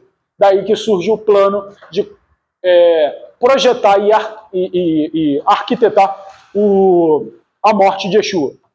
Dizendo que são os judeus que vão sentenciar, mas quem vai executar são os romanos. E com isso a gente finaliza com o exercício da semana, dizendo a você que nos assiste, em primeiro lugar, agradecer a Deus, se essa mensagem chegou até você. E boa parte das coisas que eu falei aqui, possivelmente eu não vou lembrar, mas eu tenho certeza que o Espírito Santo de Deus vai agregar valor na tua vida, assim como tem agregado valor na minha. Então, exercício dessa semana. Assistam The Chosen, o episódio 7 da 4ª temporada, que é a ressurreição de Lázaro. É muito legal, cara. E assistam com um lenço do lado também, tá bom? Principalmente para você que já perdeu um ente querido. Se cremos que Yeshua ressuscitou dos mortos, também cremos que ele tornará a trazer com eles quem? Aqueles que partiram com fé em Cristo Yeshua. Então assim, ele vai trazer consigo, porque o mesmo Senhor que subiu, esse descerá, com alarido, com a voz do arcanjo e com a trombeta de Deus. Então os mortos vão ressuscitar. E, como um bom crente, a gente sempre tem motivos e bons motivos para agradecer. Vamos fechar os nossos olhos e agradecer. E você também, que tem motivo para agradecer. Se não tiver, agradeça pelo menos porque você está vivo, porque você tem a oportunidade de viver, tá? E as boas oportunidades vão surgir a partir do momento que você se lança aos pés de Yeshua, assim como Maria.